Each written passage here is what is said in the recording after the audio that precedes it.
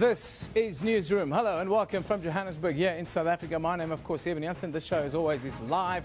It's broadcast from our studios here in Auckland Park. Don't forget, you can watch the show back 9 to 12 the entire morning live on our YouTube channel. Also, it's available a little bit later on demand. Today, of course, Oscars release very much in the news.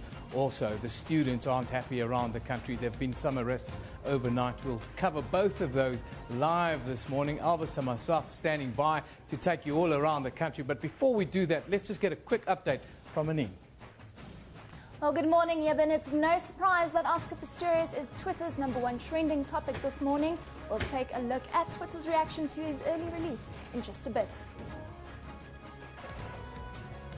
Yeah, thank you very much, Anine.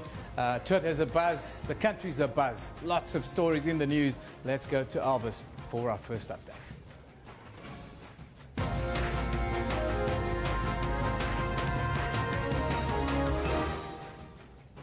Thank you, Evan. Let's take a look at your headlines. There seems to be no end in sight to protest against what university students call exorbitant fees. Paralympian Oscar Pistorius was released from prison under correctional supervision on Monday night. That was last night. And members of the Food Beverage Workers Union at the Woolworths Distribution Centre in Centurion, south of Pretoria, go on strike. These and more stories coming up, and those are all your headlines. But first, let's hear it from Kendall Makamate. What's coming up in sports, Kendall? Good morning, Elvis, and to you as well, Evan, as well as to everybody at home. Basically, in sports, we've got quite a lot going on, and the big thing really is the referees have been announced for the semi-final, and we've got Roman Poit, and we also have an old favorite, Jerome Garces, who will be exactly the referees that are going to be taking care of our match, as well as George Ayub as the TMO. And then you will find out that we'll also have, after that fantastic news, Ahmad Jimbos will be getting off to a stuttering start in Costa Rica as they take on, they get into the World Cup, and see what happens to them after that. And then with that said, we also have match day 3 of the UEFA Champions League. Lewandowski will be visiting Arsenal. But more about all of that a little later in the Sports Bulletin. Back to you, Elvis. Thank you, Kendall. Let's now start off with our top story this morning. Oscar Pistorius has been released from the Pretoria's Kosimampuru prison. He was let out ahead of schedule last night and is home already. The Paralympic athlete's 5-year sentence for culpable homicide is being commuted to correctional services. Pistorius spent a year behind bars for killing his girlfriend, Reeva Steenkamp, in February 2013. That's on Valentine's Day. He was due to be released 2 months ago, but the Justice Ministry stopped it, saying that the decision to release him had been premature. However, last week, the parole board granted his release. The state's appeal against his culpable homicide conviction has been set down in the Bloemfontein Supreme Court of Appeal for the 3rd of next month. Eben Jansen is standing by with our first interview for this morning on the Oscar Pistorius story. Yeah, thank you very much, Elvis. Now, our reporter, Sipho Stirman, who is at the Pointons building a correctional facility in Pretoria, where Pistorius was expected to sign his release papers this morning. Very good morning to you, Sipho. Thank you for joining us.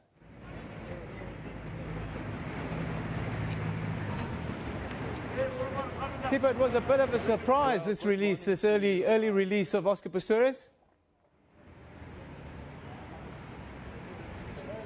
Indeed, the early release took journalists by surprise, and I think the country by surprise as well. Everyone expected him to be released here at the headquarters today, where he would sign his release papers. But then, as we found out later on, that he's actually been released yesterday, and that has left many here disappointed, because I think the last time we saw Oscar Pistorius is where it was last year, when he was being sentenced, and I think a lot of people wanted to see how he looks like right now. Perhaps he was enjoying prison food, he gained a bit of weight. We just needed to get an idea and a glimpse of the man that Oscar Pistorius is now after having spent almost a year in prison. But that opportunity never came through, since there was seemingly a top secret plan to release him outside the public eye. And that has caused a lot of stir actually on social media, with people suggesting that he's being given preferential treatment. But then the correctional service is saying that that's not the case, that in previous cases there have been releases such as this before. But what we understand now is that at 9:30 this morning, his family will be releasing a statement at his Waterkloof home in Pretoria East to just give clarity on the situation. Sipo, just tell us about the release. How does a release like this proceed? Surely as an inmate, you have to sign release forms at some point. Has all of that processes been adhered to? Well, that is the question. Has he signed the release forms? That's why we are still actually stationed here, because there are beliefs that he might come through to the headquarters here and sign those release forms. Remember, in past situations where big cases like the Waterkloof 4, where they were released in the evening or the day before that was expected, they had to come back the following day to actually sign those papers. So some of us in the media are hoping that that will actually happen, or that's why we are standing by here to actually see if procedures will be followed and that he will indeed show up. If things were to go as per normal, he would then come through. That is why we are stationed here. But, seemingly this has been, very undercover, and it's been, in secrecy, this whole release plan. So we don't know what's happening. As media, we're playing a catch-up game here, a guessing game, because correctional services seems to be keen on shielding Oscar from the media frenzy surrounding his release. Quickly, before we wrap up, Sipo, just tell us, what have you heard? The release, was it a low-profile affair in a cavalcade? How did he go from where he was yesterday to where he is now? Well, we spoke to some of the securities here at headquarters when we arrived to just get a sense if he did actually arrive here at any point, whether it was yesterday or even much earlier this morning. And the securities that we spoke to, they told us that there was no sign of him here at all. So the working theory is that he was actually escorted from Kgosi to his home. But then again, I must mention that this is nothing that has been confirmed. That is the theory that we have amongst ourselves as we are playing catch up to this. But I think clearer details are going to come through at that media address by the family in Pretoria East. Thank you very much. Thank you very much to Sipo Steenkamp on the spot there in the capital. Of course, at 9:30, we expect the family to release a statement. We'll be live outside the house bringing you that statement. Yes, it was somewhat of a surprise. This overnight release is what we are calling it now in the media. But let's go to Elvis, who's standing by with more. And of course, we're asking you that question this morning. What do you make of the premature release of Oscar Pistorius? You can let us know on social media in terms of what you think of that release there. Now, the Department of Correctional Facilities is adamant that the decision to release Oscar Pistorius from prison a day earlier than planned was not preferential treatment. For more on this, we are joined by a reporter in the Pretoria CBD, Manqoba Mkhunu. Manqoba, very good morning to you. Do you get a sense from the streets of Pretoria that Pistorius got special treatment, perhaps? Well, certainly that's the idea and the talking point that we're getting, in the sense really that we're getting from many South Africans, especially here on the streets of Pretoria. We're here at the Paul Kruger Square in the CBD, and really talking to people, trying to find out what they feel about Oscar being released a day earlier than he was due to be released. Certainly it's a story that's become a talking point around here, and we're just going to find out from the people themselves, just to get a sense of what really they are saying. Ma'am, what do you think of Oscar being released a day before he was meant? It's not fair. So it shows or then uzofele jail. Certainly what she's saying here is that she believes that this decision was not fair, saying that Oscar Pistorius should have spent more time in jail, and that it certainly shows that people who can afford, or those who have money, can, escape the justice. And therefore, she says that Oscar Pistorius should have stayed more time in jail, and she feels that the whole process was not fair. I'm going to move on now to the next person that I can speak to. Sir, just your honest feeling on how do you feel about Oscar Pistorius being released yesterday? No, my feelings was very bad. Just because they're hiding, we don't know. Only things we know the Oscar they have to release today. So we're shocked. They say Oscar released yesterday 7:30. So we don't know why they're hiding. Why they're hiding to release when they release Oscar. What about you, sir? What do you think of this? Are you also shocked? I'm really shocked. I don't know what is happening around this world. Yes, no, we're asking ourselves why he's getting a special treatment for what's going on. We don't know. We're really shocked about what happened yesterday. Okay. Thank you very much. Well, that's certainly the feeling of people here in Pretoria, saying that they believe that the process was not transparent enough, and that they have more questions, in fact, than answers as to how Oscar Pistorius was released before his time. And certainly we are yet to find out more answers, but we know that the Correctional Services Department has come out to say that there was nothing sinister in this, and they're saying that it was left to the hands of the Kgosi Mampuru officials to decide when Oscar Pistorius will be released, and that they had to take into consideration certain circumstances for Oscar Pistorius to be released, and therefore they believe that this process was done fairly at that particular time. So we are going to be hoping, though, to find out more from the Pistorius family, and certainly we'll be keeping a close eye on developments also outside the Pistorius home. Thank you, Mangoba. We're definitely keeping a close eye on that story. Reporter in Pretoria, CBD, Mangoba Mkunu, and people expressing their thoughts on the pre-release of Oscar Pistorius. But what's your thoughts on that? Over to you, Eben. Yeah, thank you very much. Our question of the day relates to that. We ask you to interact with us. Tell us, what do you make of Oscar's overnight release? Of course, varied comments on social media. We'll look at some of them a little bit later. Well, time now for us to go to the Pistorius house just outside the capital, where Criselda Lewis is standing by with a guest this morning. Very good morning to you, Criselda. No, that's not Criselda. There she is. Good morning to you, Criselda. Thank you for joining us.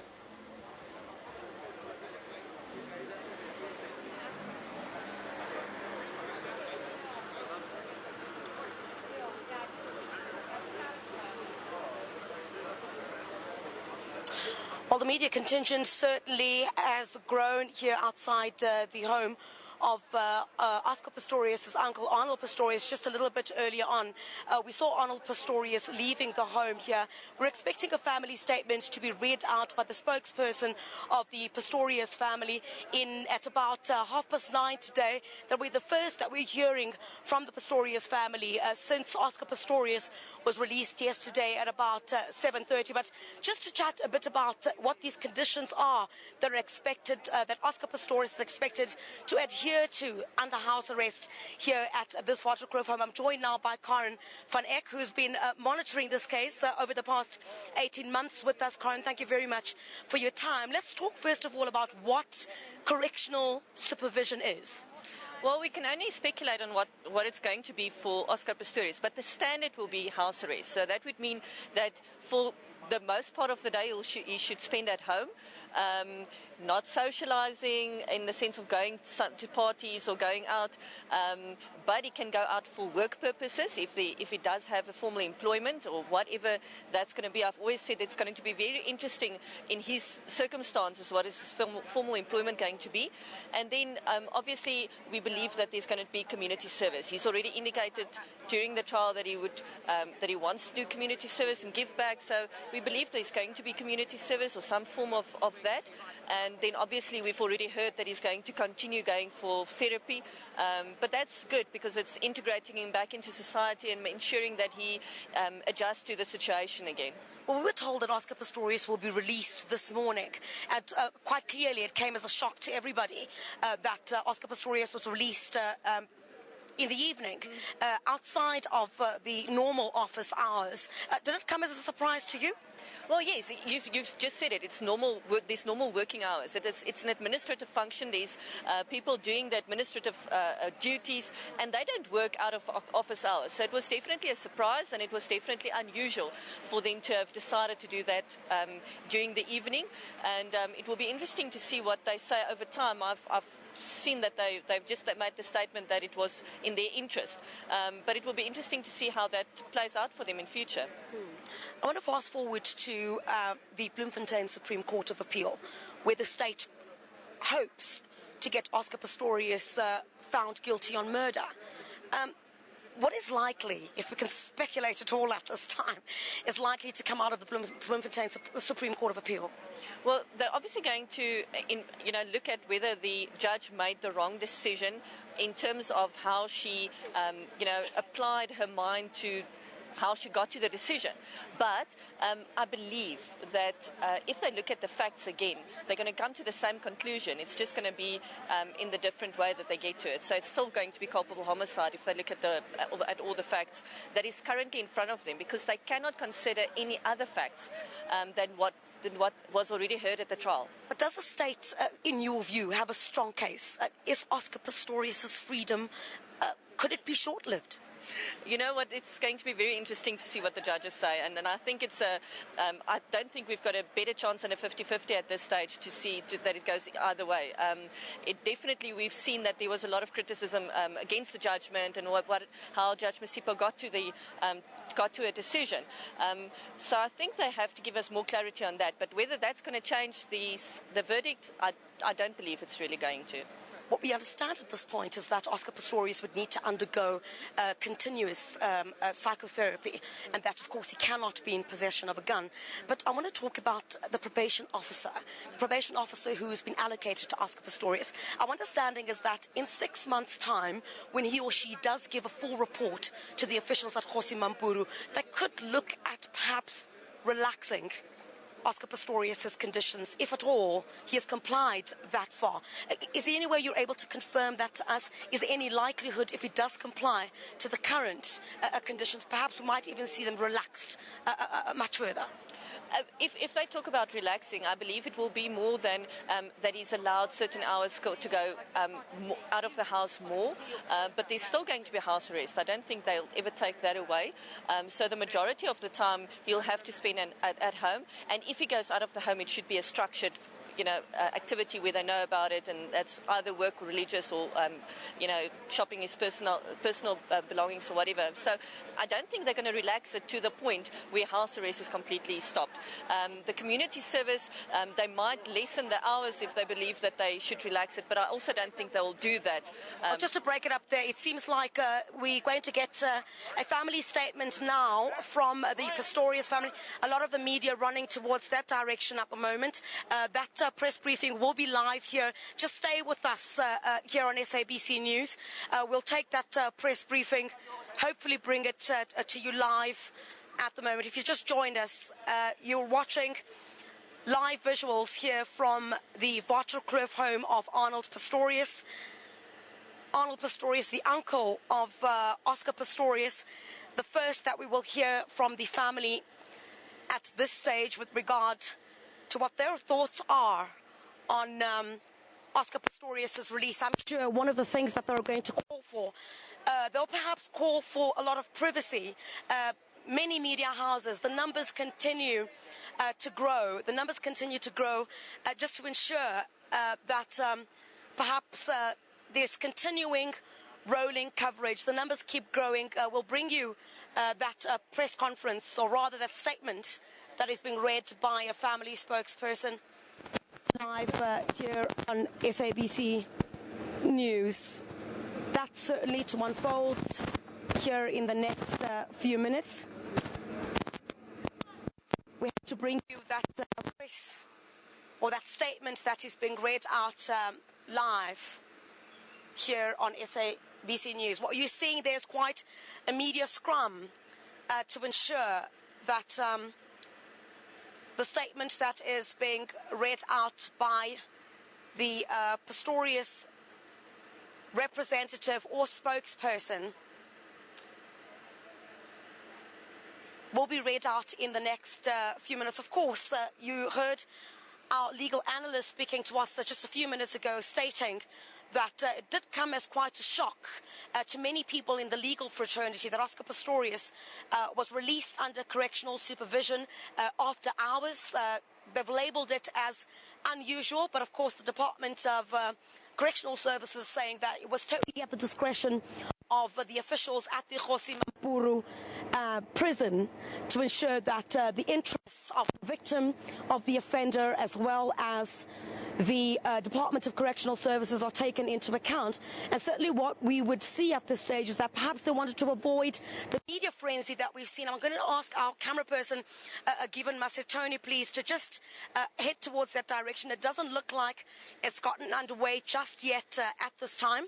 We hope to bring you that live here on SABC News. The first reaction from the Pistorius family with regard to Oscar Pistorius being released under correctional supervision yesterday. If you've just joined us, these are live visuals outside the Vater Club. Now, we will go back to Griselda as soon as we get that statement. We believe that it's going to be at 9:30, so you have to stay tuned right here on Newsroom. We're also asking your thoughts on the release of Oscar Pistorius. Let us know what's on your mind at SABC Newsroom. That's on Twitter. That's the Twitter handle. Let us know what's on your mind. Now, the fatal killing of Reeva Steenkamp shocked the world when it was announced that Oscar Pistorius had mistakenly killed her on Valentine's Day 2 years ago.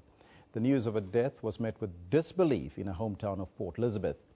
SABC reporter Lerato Tipa now joins us from the Port Elizabeth beachfront, where Reeva Steenkamp's ashes were scattered. Now, she will get reaction from the Steenkamp legal representative, Tanya Kuhn. A very good morning to you, Lerato. And can you tell us how has the news of Oscar Pistorius' release been received there in Port Elizabeth this morning? Well, a very good morning, Eben. We're broadcasting live from Port Elizabeth. I'm sure many are asking, why are we broadcasting from the beach? Well, the significance of this specific beach is that this is where Reeva Steenkamp's remains were scattered after she was shot and brutally killed by her boyfriend, Oscar Pistorius. We've been here since the early hours of this morning speaking to the residents where she was born in Port Elizabeth. People were just saying that, you know what, they're disappointed and actually angered by the fact that he was released last night. Joining me this morning is the Steenkamp's lawyer, Tanya Kuhn. Just to tell us briefly about the legal side about this case, what is the way forward? We know that the Steenkamps have said that, you know, they feel indifferent about whether the fact that Oscar was released, whether he's in prison or out of prison, it will not bring their daughter back, and no amount of pain can ever bring their daughter back. So joining me this morning is Tanya. Good morning, Tanya. How are you? Good morning. I'm fine, thank you. Just from a legal side now, we know that Oscar is going to be under house arrest, under correctional service supervision. But what on the legal side is the way forward concerning this case? The state has appealed Judge Masipa's ruling that Oscar Pistorius was found guilty of culpable homicide. They want that conviction to be changed to one of murder. So on the 3rd of November, the parties, the state, led by Harry Nell, and of course the defence advocate Barry Roo, will appear in the appellate division in Bloemfontein, where they will submit heads of argument to the appellate judges. Now, the minister had suggested that Oscar Pistorius meet with the family. Are the family keen to meet him, especially at this time? The family has on previous occasions said that they will want to meet with Oscar Pistorius at the right time. I think the right time will be once the appeal has been finalised. Now, we know that Reeva and her mom are very passionate about women's rights, and in her honour, she has set up the Reeva Rebecca Steenkamp Foundation. Tell us more about the foundation, what kind of work it's aiming to do in remembrance of Reeva. Right. The initial idea of Reeva was to focus on the youth, to educate them. So tomorrow, June will, in honour of Reeva and to take over the baton from Reeva, June will do a talk at a local school where she will in actual fact deliver the speech that Reeva would have delivered on the day that Reeva died. So first and foremost, it will be to educate, and then it will be to establish a haven where they can help victims of abuse, both women and children, so that they have somewhere to go to if they find themselves in a domestic violence situation. Now, you are very close to the family as well. How are the Steenkamps coping, especially realizing that Oscar was released last night and not today as they expected? The fact that he was released a few hours earlier doesn't make any difference to them. They knew he was going to be released. It was never an issue for them because it's not going to bring their daughter back. So it doesn't matter to them whether he's released earlier or later or remains incarcerated. What's keeping them going is their focus not on Oscar Pistorius, but they focus on the foundation. They're focusing all their energy on the Reeva Rebecca Steenkamp Foundation.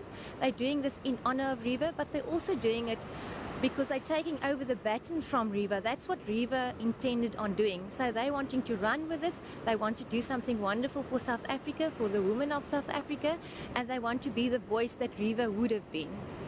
Well, that was Tanya Kuhn, the Steenkamp lawyer, saying that no amount of relief is going to come to this family, but the Reeva Rebecca Steenkamp Foundation, which has been set up by June Steenkamp, is a way to make sure that other women don't find themselves in the same position. It's back to you in studio now, Eben. Come back to me. It's Elvis, by the way. Just to check with you, from the streets of Port Elizabeth, what are people thinking about this release of Oscar Pistorius in general?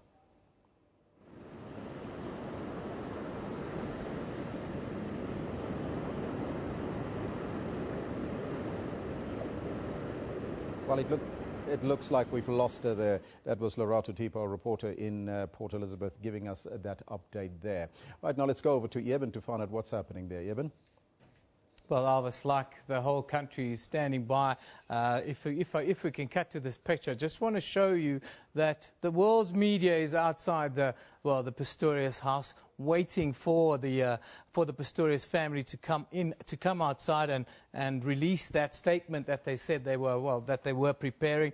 We expect this family spokesperson, Annalise Burgess, to come out and tell us what the family are thinking and what they would like the media to do. Of course, what they would like and what will happen are two completely different things. But Anine, let's quickly talk about, before this statement, what was the last communication that we've seen from Oscar Pistorius and then the rest of the family with regards to what has been going on? Well, very interesting, Eben. I mean, we know that there has been major reaction on Twitter to Oscar's release this morning, but I actually went to the Oscar Pistorius Twitter account to see what the last tweet was that he sent, and this tweet was sent more than 400 days ago. So we know during his time in prison, he wasn't active on any social media site. He didn't post anything on Twitter, at least, and we can actually throw up that tweet to show you.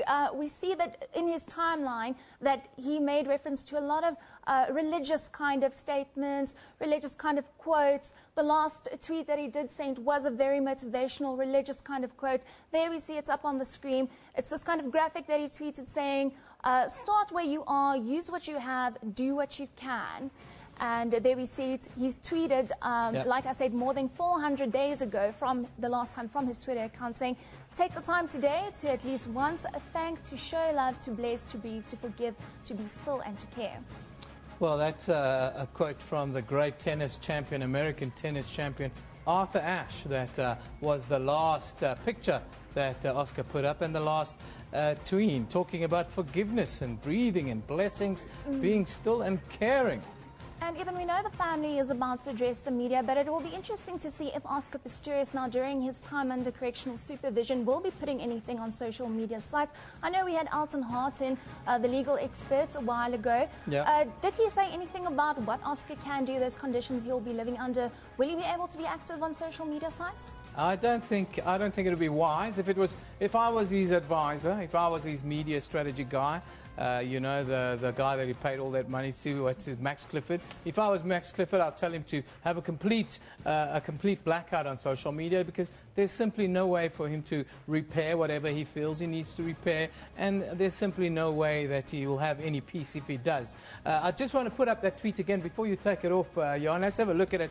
It's I think quite pertinent that his brother, this was the last tweet of his brother, and this was on 20th of October 2015 at 7:31 a.m. That is this morning, from Carl Pistorius. It says, the best bridge between despair and hope is a good night's sleep, and he's quoting E. Joseph Kosman. And obviously from now on, Oscar will be focusing on having a good night's sleep in his own bed, even though he'll be under what we'll term as correctional supervision. There's our question of the day. The question relates, Well, we want you to interact with us because simply, let's read it quickly. What do you make of Oscar's overnight release? Yes, it's a scenario that has caught the world's media by surprise. And I can tell you the world's media right now are standing outside the Pistorius family home waiting for Annalise Burgess, one would think, to come out, the family spokesperson, and come and deliver that statement. Obviously, they'll be asking for privacy. In this case, they'll be asking for the cameras to respect their privacy, not to interfere in their day-to-day life. But it will be very interesting, the tone of this statement, the tone of what the family's expectations will be, because that will send the message, one would think, to the world where the family's at and how they would like to see the next 6 months to proceed. Now, it's 9:30 exactly, on point. Annalise Burgess has just walked out. She's there and ready. Let's go live to Pretoria. Thank you. Thank you. Sorry. Ik ga nog een order met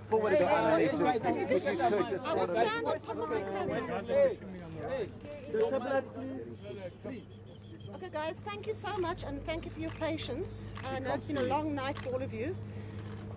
I wanted to say up front that I'm not able to answer questions on behalf of the family. So I'm going to confine myself to the statement that they wish to issue. Oscar was released into correctional supervision last night. Like you, we had expected him to be released today, but we were informed that the details of any release are decided upon by the facility concerned, and that is why Oscar was released a couple of hours earlier. It's very important for the family to emphasize that Oscar's sentence hasn't been shortened or reduced. He's simply entering the next phase of his sentence now. He will serve this under the strict conditions that govern correctional supervision. The family will support Oscar as he serves out the remainder of the 5-year sentence handed down by the trial judge, and he will strictly adhere to the conditions set by the parole board and community corrections. Annalisa, how is Oscar? How is he? Can you tell me? I cannot answer on behalf of the family or on behalf of Oscar. I'm afraid I've got to confine myself to this You've seen him, can you just briefly? Oscar is here, and Oscar is at home with the family. Can you give us a sense of the conditions he's been placed under? I cannot talk about the conditions at this stage. I'm sure that will become clearer as time proceeds. Can you tell us what he did when he got home? The first thing he did when he got home? I'm afraid I can't speak any further. The family described his treatment as unfair. Do they continue to feel that? The family is happy that Oscar's home, but they want to make the point that Oscar's sentence continues. And that is the key point here. His sentence isn't shortened, it hasn't been reduced. He continues to serve his sentence as per the sentence handed down by the trial judge. And what do the families say to the Steenkamps, who still insist he just hasn't served enough time for the crime? I cannot speak about that at this time either. I think all these issues will become clearer as time proceeds. And I actually have to confine myself to that now. Can you at least say, is Oscar well? Is he well? Annalisa, Afrikaans. Afrikaans, Annalisa. Oh, shit. Annalisa.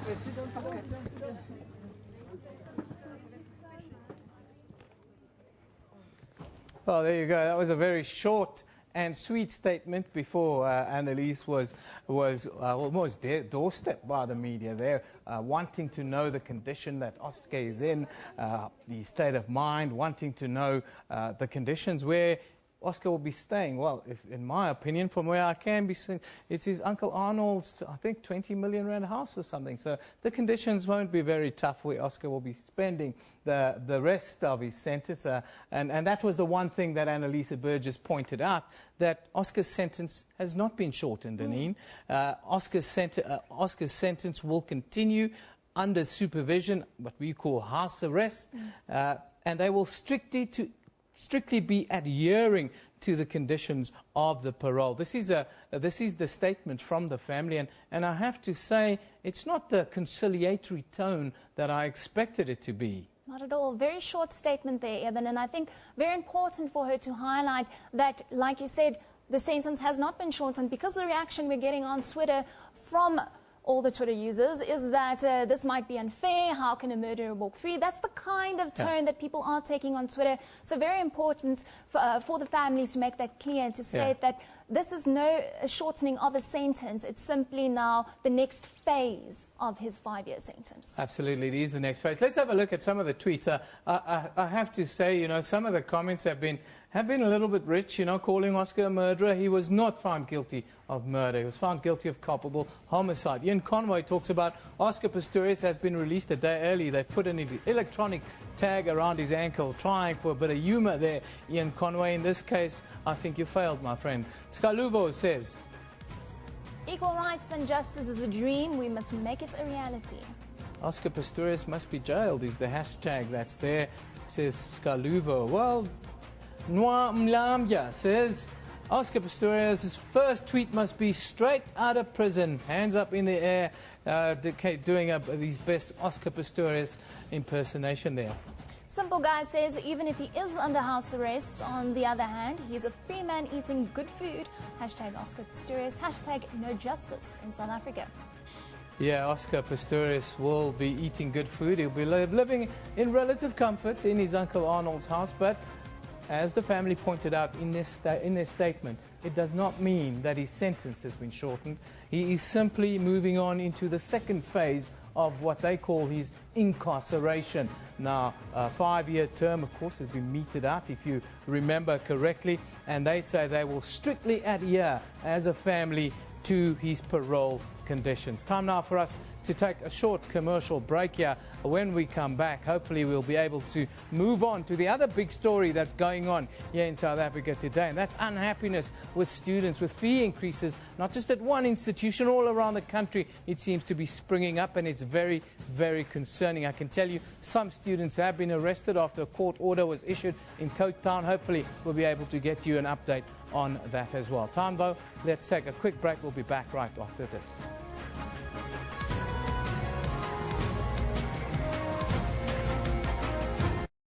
SABC brings to you Rugby World Cup 2015.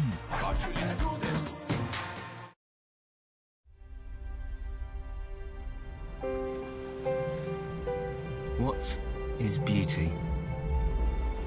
Is it a view that's been waiting for you for centuries? A setting that gives you goosebumps when you see it for the first time? Is it a moment that stops you in your tracks and leaves you in awe?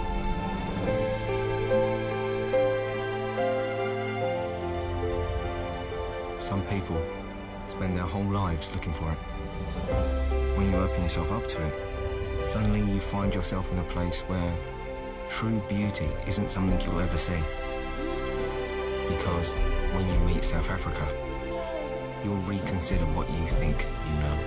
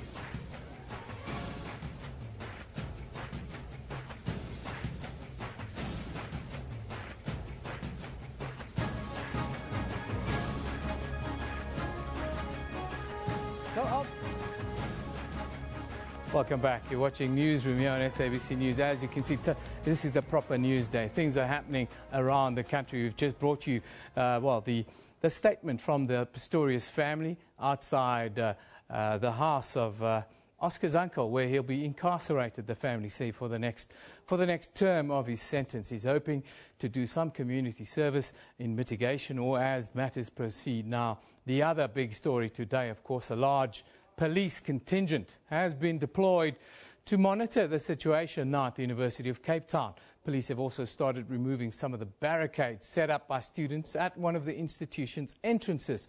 Defiant students say they will use their bodies as barricades and are seated on the roadway near the upper campus there. Student protests over varsity fees, which started at Wits University last Wednesday, have spread to other universities across the country. Classes at Wits University remain suspended after yesterday's violent protest over proposed tuition fee increases. Students overturned a car that allegedly tried to run over some of the protesters and blockaded Empire Street in Parktown after the university's executive council failed to meet with them.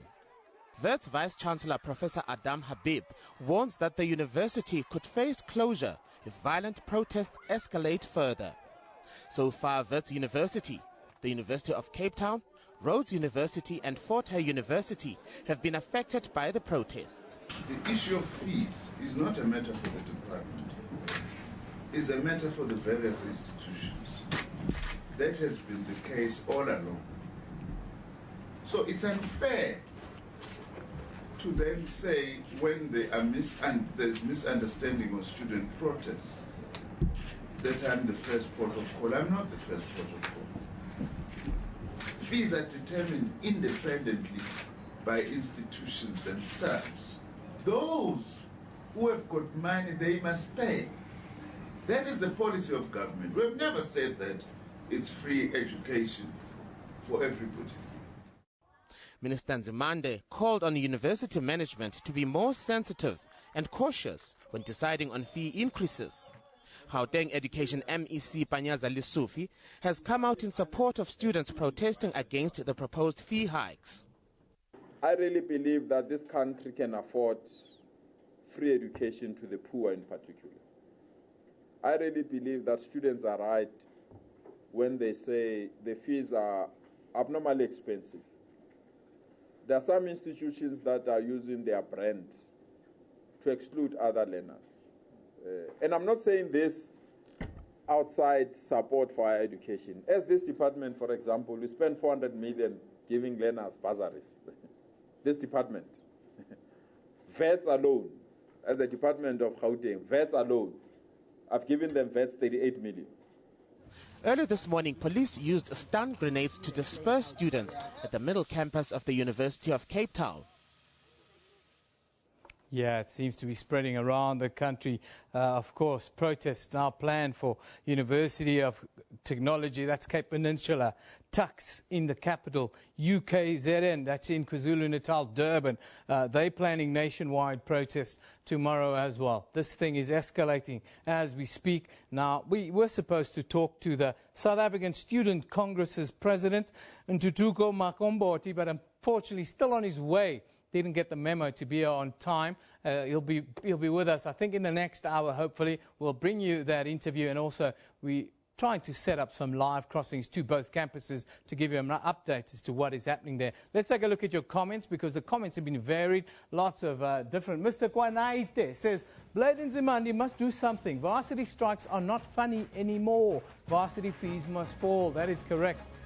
Katu Ramoliko says, I think it's time alumni and society join the protest in support of students. Of course, the ANC have said that they support students. The hikes were simply too big. And Diswa Doncha talks about, guys, revolution is here. Via varsity fees must fall. These kids are making history. Viva. Well, they've got a long way to go still, it seems. Donovan Sobanto says, students are at UCT, Wits and Rhodes using the strength of the unity to fight for a reduction in fees. So proud, says Donovan, talking about varsity fees must fall. Then Paida Moyo says, what's happening at UCT is an injustice. We saw pictures a little bit earlier of tires being burnt on the streets there in Cape Town. We should be live there shortly. If not, we'll bring you that update a little bit later. But let's go to Elvis, who's standing by with Janine Lee who's in London for the UK Seasons project, and she's having quite a good time. Elvis. Thank you, Eben. Now, we'll bring you up to speed in terms of what's happening here on the ground with the students, as well as the Oscar Pistorius story, which is unfolding. We're also asking you that question, what do you make of his release today? In fact, last night already, just after 7 o'clock. I'd like to get your thoughts on the Twitter handle at SABC Newsroom. Now, the British Council and the Department of Arts and Culture are working together to continue to support and forge new partnerships for young and up-and-coming artists in both South Africa and the UK. We brought you that story yesterday. That partnership will extend existing creative links between the two countries, which is taking place in London at the moment, is the SA UK season, which sees South African artists being exposed to an international experience. Now, covering that event is our very own reporter, Janine Lee, who also has a guest, the South African High Commissioner, Obed Mhlaba. A very good morning to you, Janine, and welcome. Hello and good morning from London. It's a little overcast, but I suppose that's what we expect from London. And I'm sure you having an exceptionally sunny day in South Africa.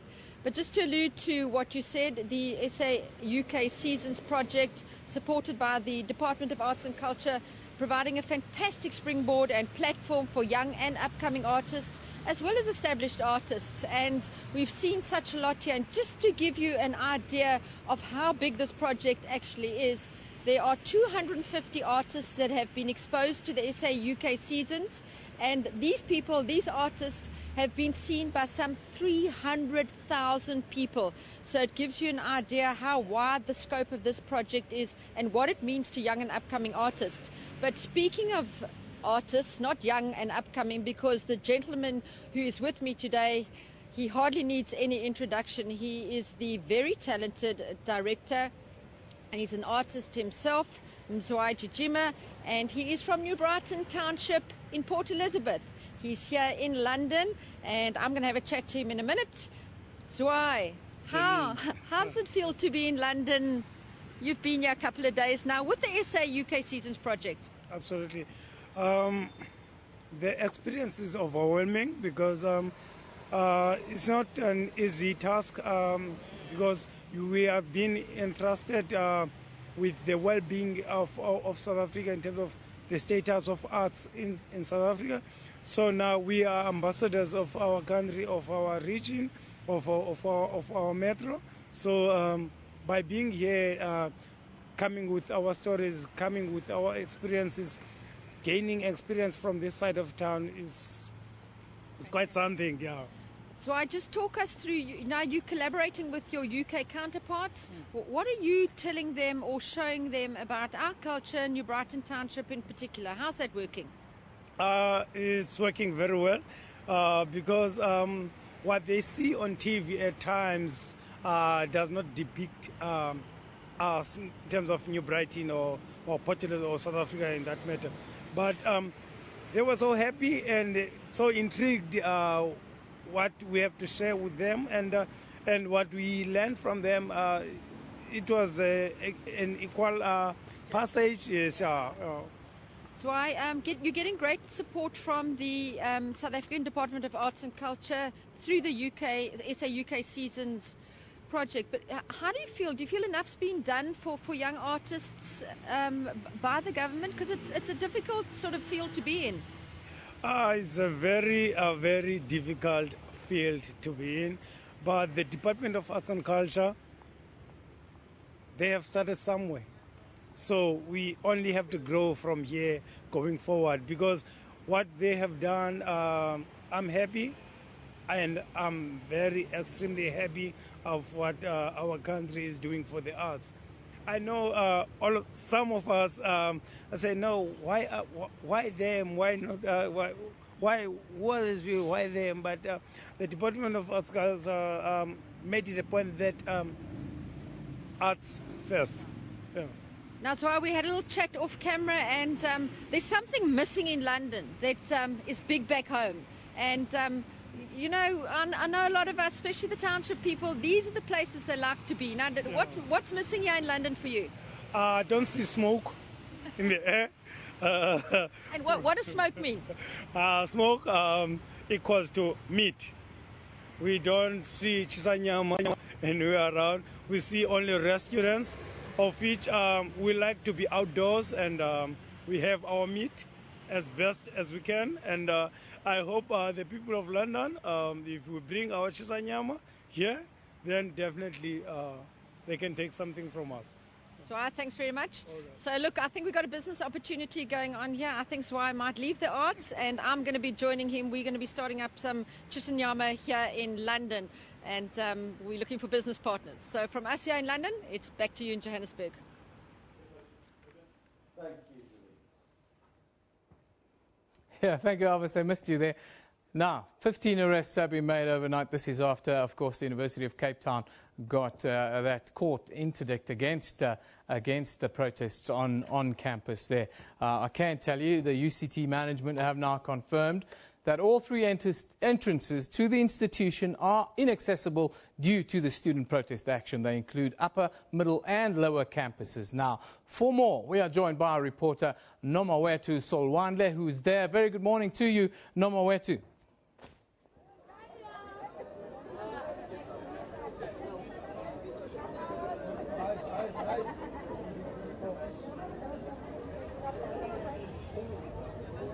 Well, a very good morning to you, Eben. I can confirm to you that it's been a very busy 2 days down here at UCT. Yesterday, last night, actually about 20 students were arrested after stun grenades were actually fired by police as those clashes continued. We arrived here at about 6:30 this morning. There were students, again, that were blockading entrances to this university. About 15 of them were then arrested this morning. So the protest continues regardless of all these arrests that have been made here and regardless of that court interdict that was delivered to them yesterday. But to tell us more about the situation now, we are joined by one of the students, Pam Dlamini. Pam, what's happening here at the moment?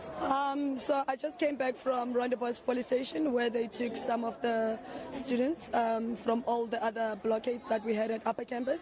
I must confirm that the arrests were very violent, so we were trying to organize our lawyers to come and go and help the students who were arrested because they came and threw for us yesterday. So we have some of the lecturers who are supporting the students at Rondebosch. So now what's going to happen now, we came here in the Banyana office. So this is the G4S office, one of the outsourcing companies that we actually want out of the university. Yesterday we made demands that we want all the outsourcing staff to be released free on full pay for today, and then G4S decides not to release their staff. So as you can see behind us, students are protesting to get the G4S staff to actually join us because Metro, Supercare and C3, they've already joined the protests. Now Pam, tell me, have you heard any word from management at this point?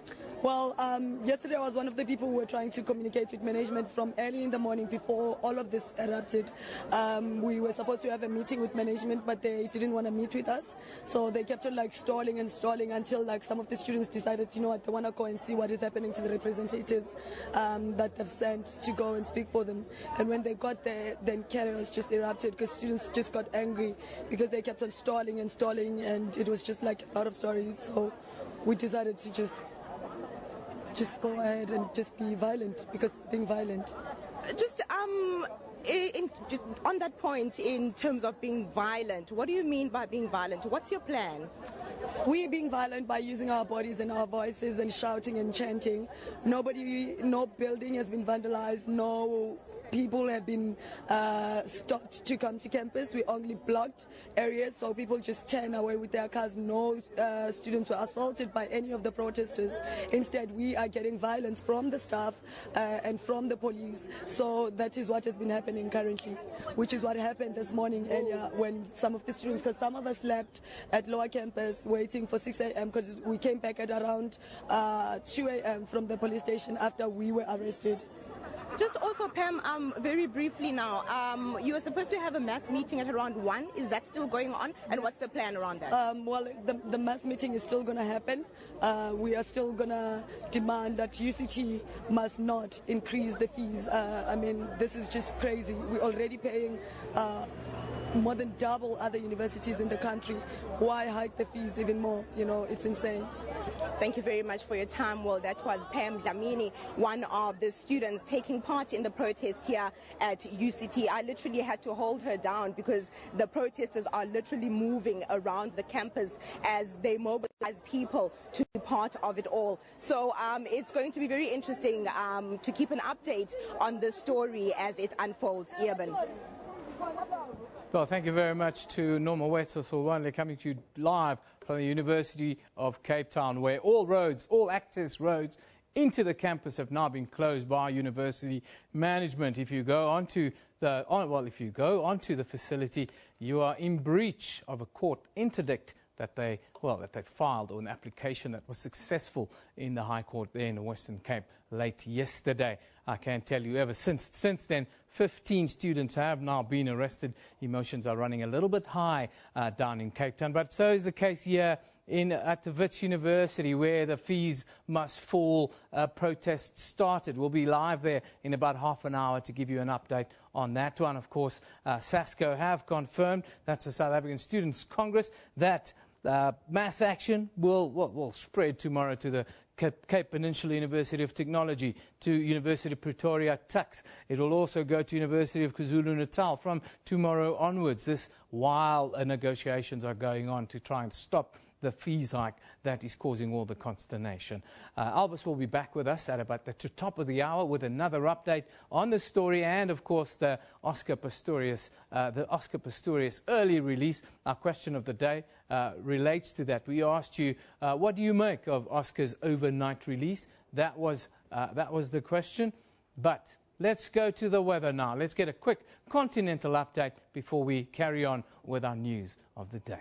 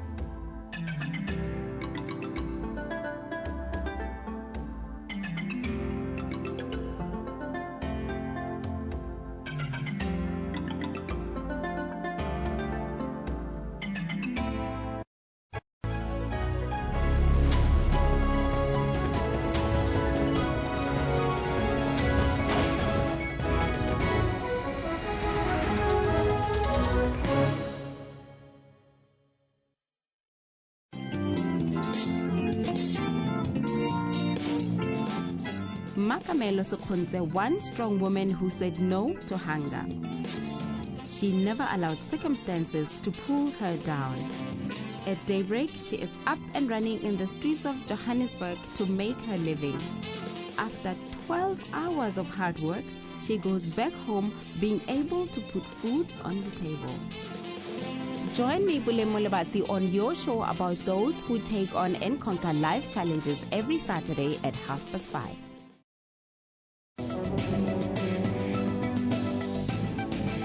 Everybody wants to look like Superman, and unfortunately nothing in a bottle, nothing in a capsule form will give you muscle.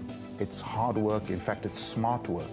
It is time sportsmen and women realize that supplements may be contaminated with banned substances and that this can affect their health in the long term. The only way a supplement can be regarded as safe from banned substances is if the entire supplement batch is tested and cleared by an accredited anti-doping laboratory. Join me on Health Talk every Saturday morning between 9 a.m. and 10 a.m. as we unpack current health stories.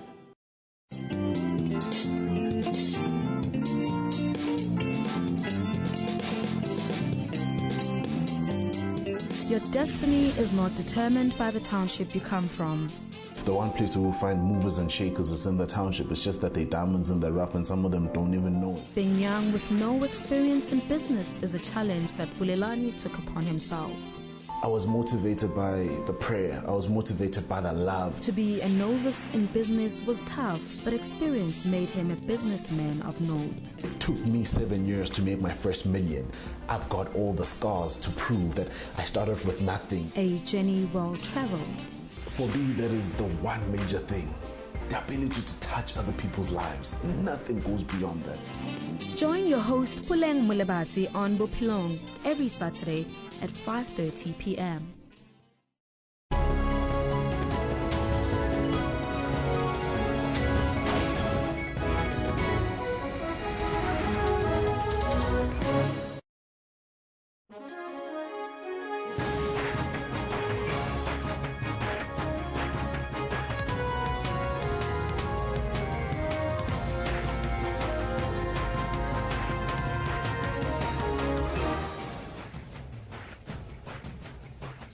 Jumbo Africa, this is Newsroom. My name is Elvis Preston. Welcome to the second hour. We're broadcasting live from our Auckland Park studios in Johannesburg to the rest of the African continent. You have to stay with us as we bring you the latest news from here and around the globe. But first, let's take a look at all your headlines.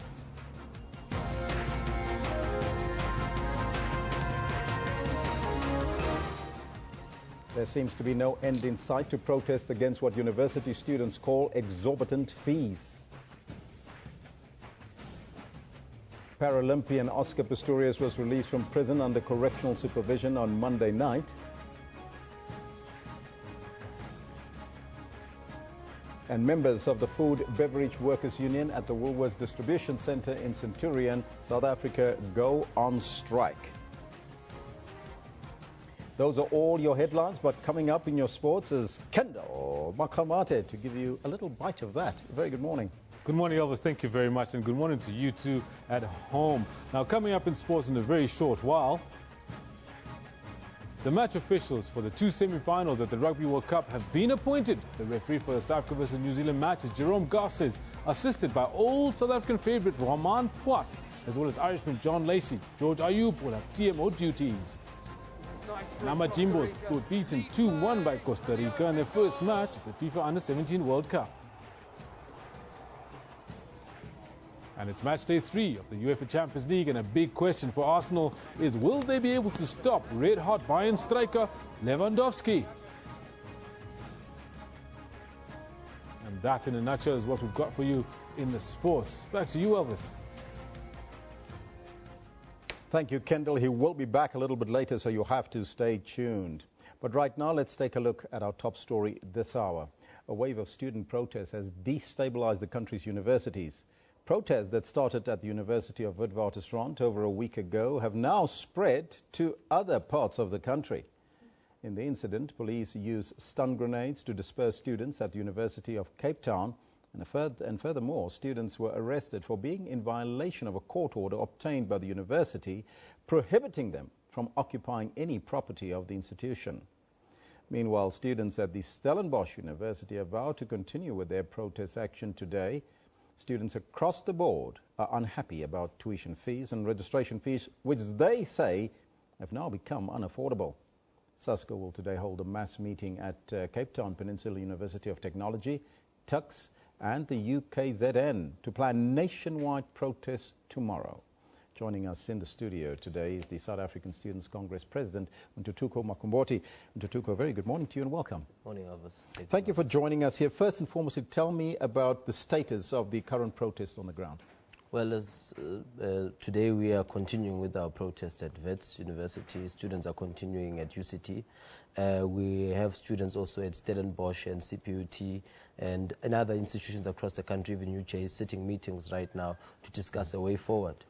Is this a concerted effort by all universities, or is it pre-planned? Well, we are trying to mobilize as many universities to come on board in the struggle because we are all affected by these exorbitant student fees that have been hiked. And we are calling on students that if we are united across the country, we'll definitely be able to put much more pressure on the system and the powers that be to ensure that these hikes don't happen. What sort of systems do you utilize to coordinate all of this? Because it seems like it's all coordinated throughout the country. Well, students have in all the institutions, but we also have our structures across the board. But SRCs in all these institutions are playing a very critical role to ensure that these students are led, and we are ensuring that we meet students in their residences during the afternoon, but also mobilize those who are coming into campus during the day. But I would like to find out in depth, how do you mobilize them? Do you utilize mobile media, or what do you do? Well, we do use a lot of social media, and I think that has come as a very useful instrument these days. I mean, the hashtag, fees must fall campaign is moving quite well, and it's trending across the country, and it's assisting us to mobilize students. I mean, even other students are engaged with us in social media, be it Facebook, everywhere, talking about these issues, some sharing their experiences about how these fees are affecting them. Now let's get down. How do we find then solutions that will be practical and beneficial for both the students as well as the institutions? Because we must all face this. There is hikes, and yes, life is expensive, and students must pay for their university tuition. Well, we don't agree that, firstly, poor students and working class students should pay for their tuition. Education is a right. And not a privilege. And it's not a privilege, it's a right. Higher education is a right, it's enshrined in our constitution. And we think that the commodification of education itself must be contested, because you can't put a price tag to education. It's a basic human right. I mean, if you want people to succeed in their personal life, and if you want them to have much more better opportunities towards employment, you need to give them higher education. And that is why we are saying, but I mean, practically what we are saying right now is that we've been looking at fee increments over the past 5 years. They've been way above, inflation. And these fees, and students have had to bear the brunt of this. Universities must come on board, but also government must increase its funding for institutions of higher learning. And we also need the private sector to be playing a role. I think there's a serious deafening silence of the private sector and its role in all of this. Now, a task team was set up by the President to deal with these issues. Are you part of that task team as SASCO? No, well, the students are represented by the South African Union of Students, which is a body of all SRCs across the country, and we think that we have that representation. But we want that committee to really, take its work urgently now with these current challenges we are facing. But, Ntukuta, you must consider and realize that there is administrative costs for universities. They pay salaries. There's people that they need to pay salaries on a monthly basis. So how do you then balance the two between free education and fees? Well, definitely. That's why we're saying South Africa can afford to fund free education. I mean, the department has released a study that says, it could cost us within the next 3 years about 37 billion rands. We are saying, one, we need to reprioritize government's budget at the moment. We understand the constraints, and we understand that, we have those fiscal challenges. But if we can reprioritize, because we're looking at education right now as an expenditure item rather than an investment in our economy. I mean, it's a serious, economic growth driver. But also we are saying we need to look at the skills levy currently, amend the Skills and Development Levy, Skills and Development Act in South Africa to increase the skills levy so that we can be able to take that money. I mean, it's a 1% at the moment. If we take it to 2%, we can be able to ring-fence that money towards free education and also progressive taxation. I mean, we had Professor Piketty talking about inequalities here in South Africa now. And one of the things that he's raising and that we have always been raising is an issue of a wealth tax. And that wealth tax, we could use it to leverage and how we fund higher education. We're not just saying that, well, free education and the money is not going to come from anywhere. We're saying that there should be interventions that are done.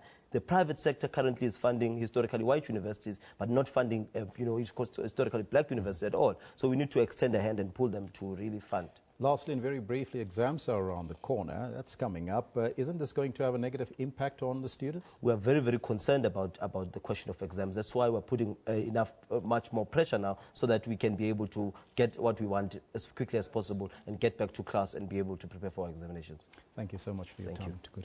That was the SASCO president here in studio with us, the South African Student Congress President, Ntutuko Makombote.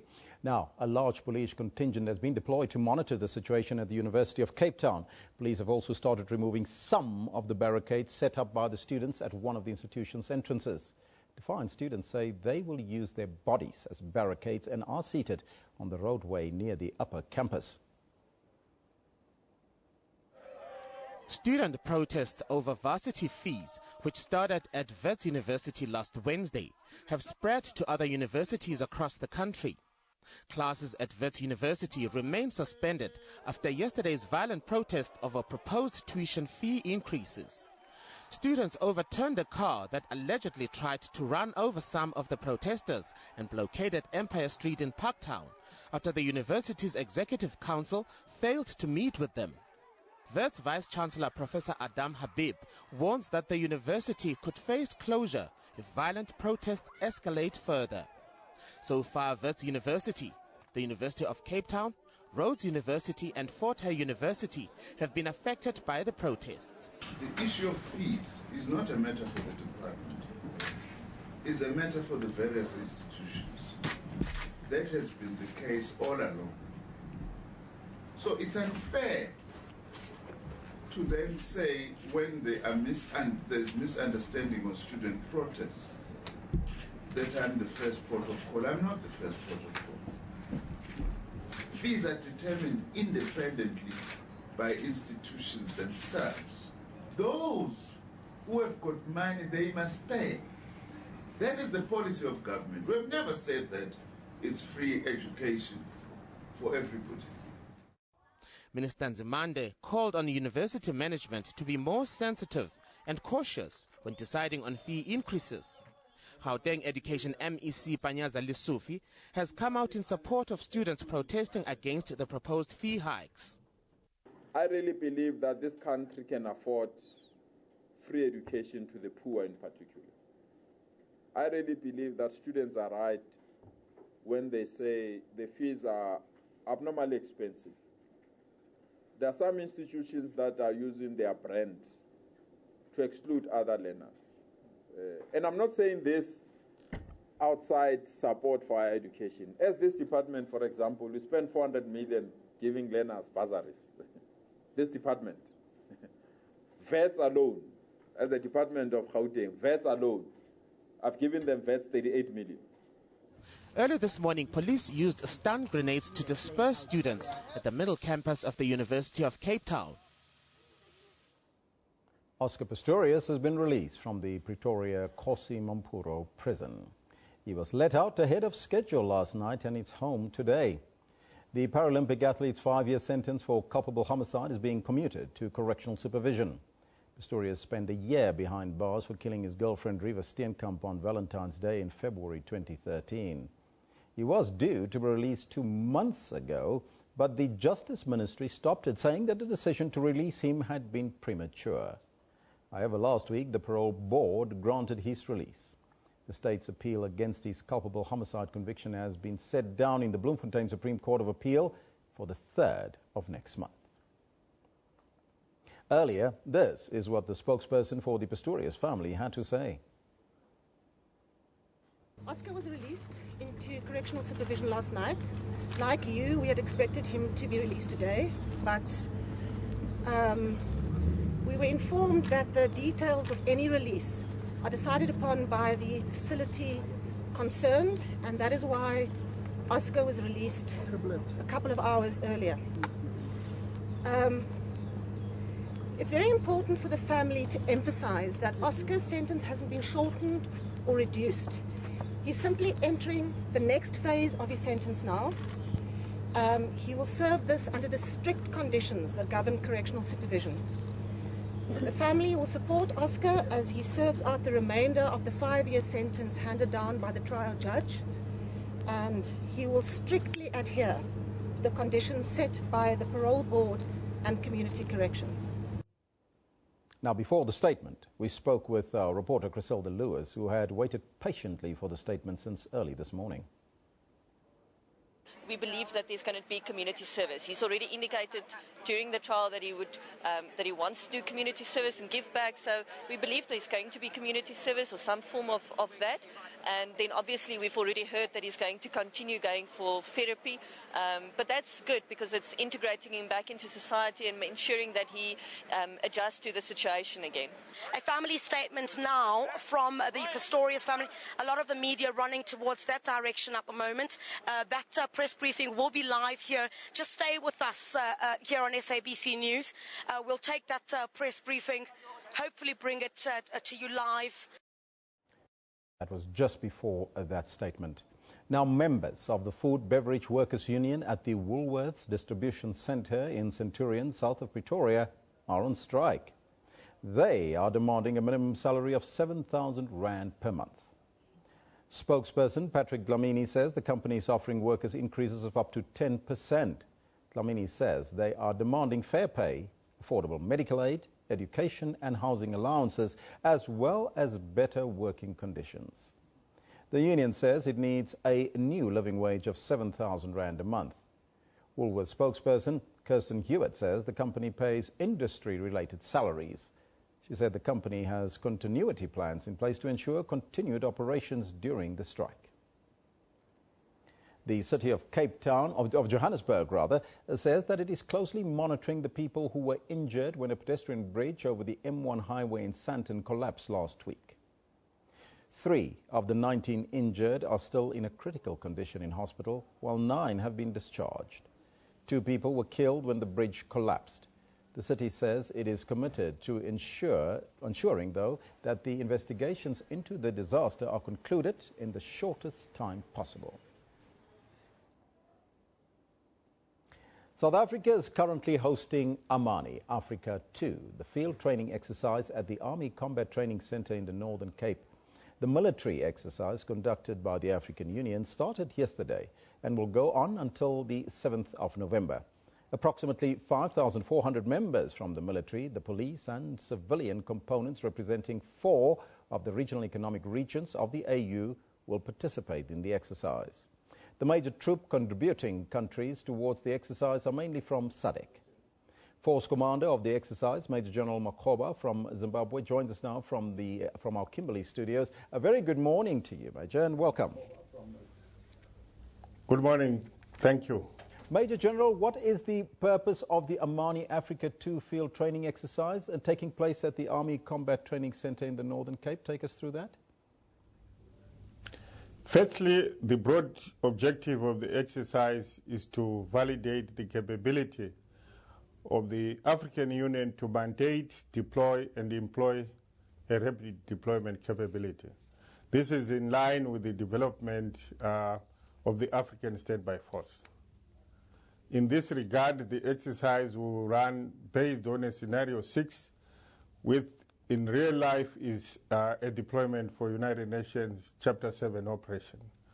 That will run for 14 days, in which case the situation will be stabilized, and thereafter a multi-dimensional peace support operation will be deployed.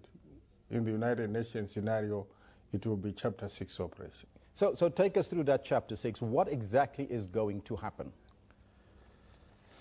What specifically is going to happen is we have got a strategic headquarters set up at the African Union, which will give out a mandate, as stated yesterday, to the force commander, the head of mission, and the special representative to deploy troops into a scenario area in a country called Karana, which has seen a lot of disturbances, and that country has resulted in requesting a regional grouping, which is SADC, to assist in stabilizing the situation.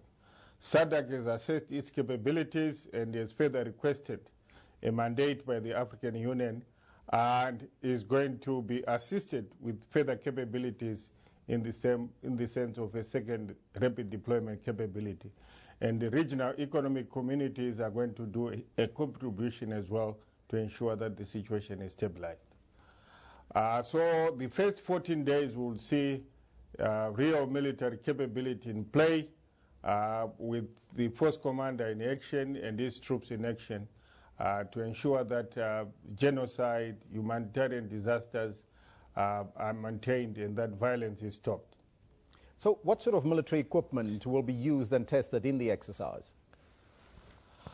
We having a rapid deployment capability that includes the supporting aircraft, which includes armored cars, which includes artillery, which includes an element of special forces, motorized infantry, and helicopters that will support the exercise, both transport and those that will provide the firepower. Did everything go off on a smooth start since you started yesterday? Yes, yesterday it was the official launch which gave me the mandate to run the exercise. And we're ready this week. We're doing the initial training for the next 4 days and full throttle beginning on the 26th, where we're going to launch the troops into the exercise area to stabilize the situation. That will run until the 30th, where we'll transition into a multi-dimensional force, where the military activity will be stabilized, and then we'll see the movement in of the police, the humanitarian organizations, and the head of mission will set up. The military capability will predominantly be in a reserve to support that civilian component that will be deployed. Now, General, once the troops have undergone the military exercise, what is the next step? What will happen after that? This exercise is the first real field training exercise for the African Standby Force. The reason why it is being conducted is that the African Union leadership directed that the African Standby Force must be operational by December 2015. Post this exercise, a report will be submitted to the African Union to sensitize them on the fact that the African Standby Force is ready for deployment, depending on the results of this exercise. But I'm convinced that the capabilities that are here, the preparations that have gone into place, will ensure that we report positively and confirm that the African Standby Force is really ready for deployment. In any case, the regional economic groupings have had their capabilities tested in various exercises and even in deployments.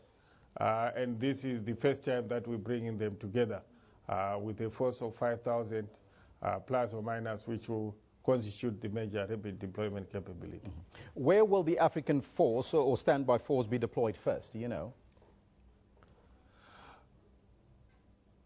I don't know, but it will be ready to be deployed anywhere in Africa, depending on where the situation evolves and what the leadership will decide at the African Union based on the assessment by the Peace and Security Council. General, thank you so much for your time. That was Major General Makhoba from Zimbabwe. He's the commander of the exercise that's happening in Lohatla in the Northern Cape. That brings us now very close to the break. We'll be back right after that.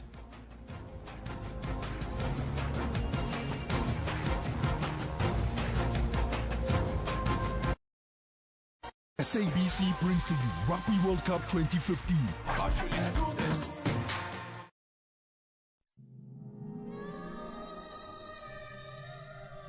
An ancient culture carried to these shores a lifetime ago, fusing, merging, growing to transcend lines, cultures and sound, embodied in a voice that speaks to you without forgetting. Do you listen to it?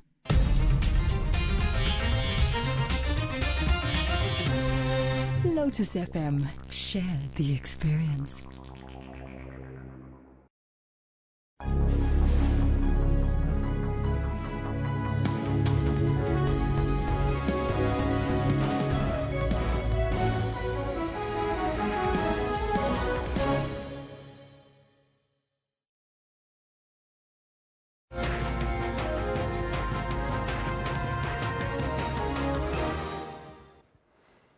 Good morning and welcome back. I'm Kendall Makhamate and I've got your sports on Newsroom. Now, our first story for this sports bulletin is the match officials for the two semi-finals at the Rugby World Cup have been appointed, as you heard earlier. The referee for the South Africa versus New Zealand semi-final is none other than Jerome Garces, assisted by old South African favourite Roman Poit. And then he's also joined by Irishman John Lacey.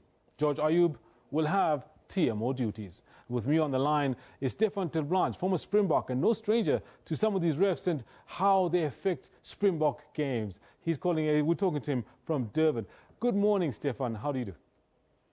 Yeah, good morning, Daniel. Thank you very much for the call. And yeah, we're all good in Durban. Lovely day. And we're just taking a breath for the week before we head into the weekend for another weekend, I'm sure, of scintillating and very exciting Rugby World Cup games. Very good, very good. Now, the big semi-final that we've got against the All Blacks, a lot of people were saying prior to that match, we had a 50-50 chance of winning that semi-final. And this is not scientific, this is not official. But on hearing that Jerome Garces, assisted by Roman Poit, are going to be the referees, they were like, it's just dropped, the odds have just dropped for the Springboks. What do you make of that? Well, I think before this weekend, odds would have been below 50-50 if you look at the way the All Blacks play and if you look at the way South Africa performed against the Welsh. But I think it was a perfect quarterfinals result for us. I mean, the All Blacks ran away with the French and they were not very interested, came in the second half of that game, and South Africa really had to work hard. So, yes, it's going to be a tough ask going into this game. And I think, for me, the officiating has been great. This Rugby World Cup, obviously one or two incidents that happened, and we're all very well aware of that, and they will happen if you have, those number of games. But in general, I'm very happy with that. I thought Wayne Barnes, who's officiating the other semi-final against Australia and the Argentinians, had a fantastic game against Wales, and I thought he actually, allowed us quite a bit at the breakdown. So he's been great. But it is what it is. The guys will do their study. They'll look at the referee and make sure that they know exactly what he allows and what he doesn't. All right. Now, with that said, we haven't actually won a test match with Jerome Garces being the referee, and Roman Poit is well known for calling for the other side. I mean, most famously when in the Rugby Championship and so on, he's actually made calls against South Africa where he's definitely not a fan favorite. Yeah, look, he is not. Obviously, that incident where he sent Bismarck off obviously comes to mind straight away against the All Blacks, and he had that absolutely legal and fantastic tackle on Carter. But, I think the referees and the officials are under so much pressure, especially at this part of the tournament, to get it right that, if you think that they're going to call it right because call it wrong because they like one team less than the other, I think we're all mistaken. They're going to make sure that they play it by the book, that they get it right.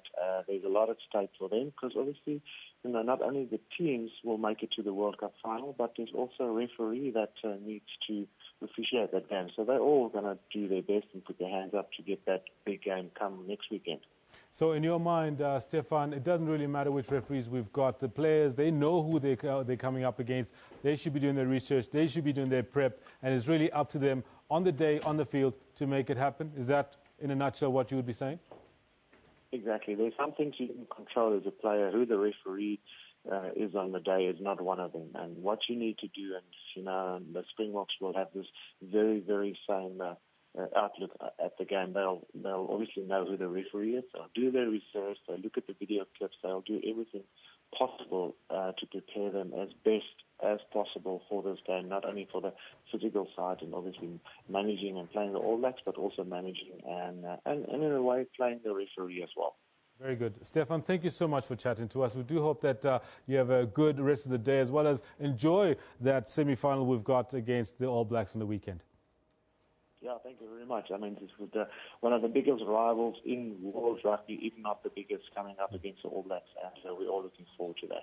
Oh, fantastic. That was Stefan Tilbranche talking to us from Durban about the referees that we got in that draw that we're playing against the All Blacks over the weekend. Now, on to other sports news. Amajimbos lost 2-1 to Costa Rica in the first ever match of the FIFA Under-17 World Cup at the Estadio Municipal Este Roa out in Concepcion in Chile. Now, here are the highlights from that match.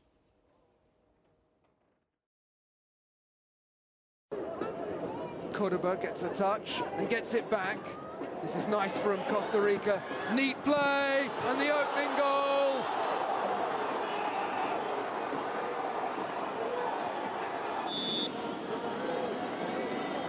Delala strikes. Good save from Barrientos. Hernandez. Reyes gathers. Handball given. It's going to be a penalty. The shot from Cordoba is handled.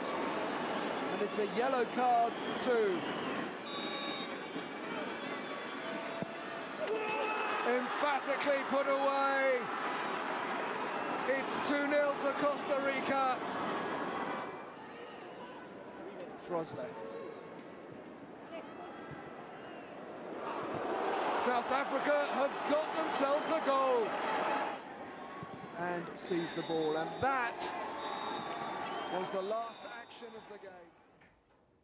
Right, that's where we're going to leave it. Good luck to the under-17s later on. I'm handing over now back to Eben.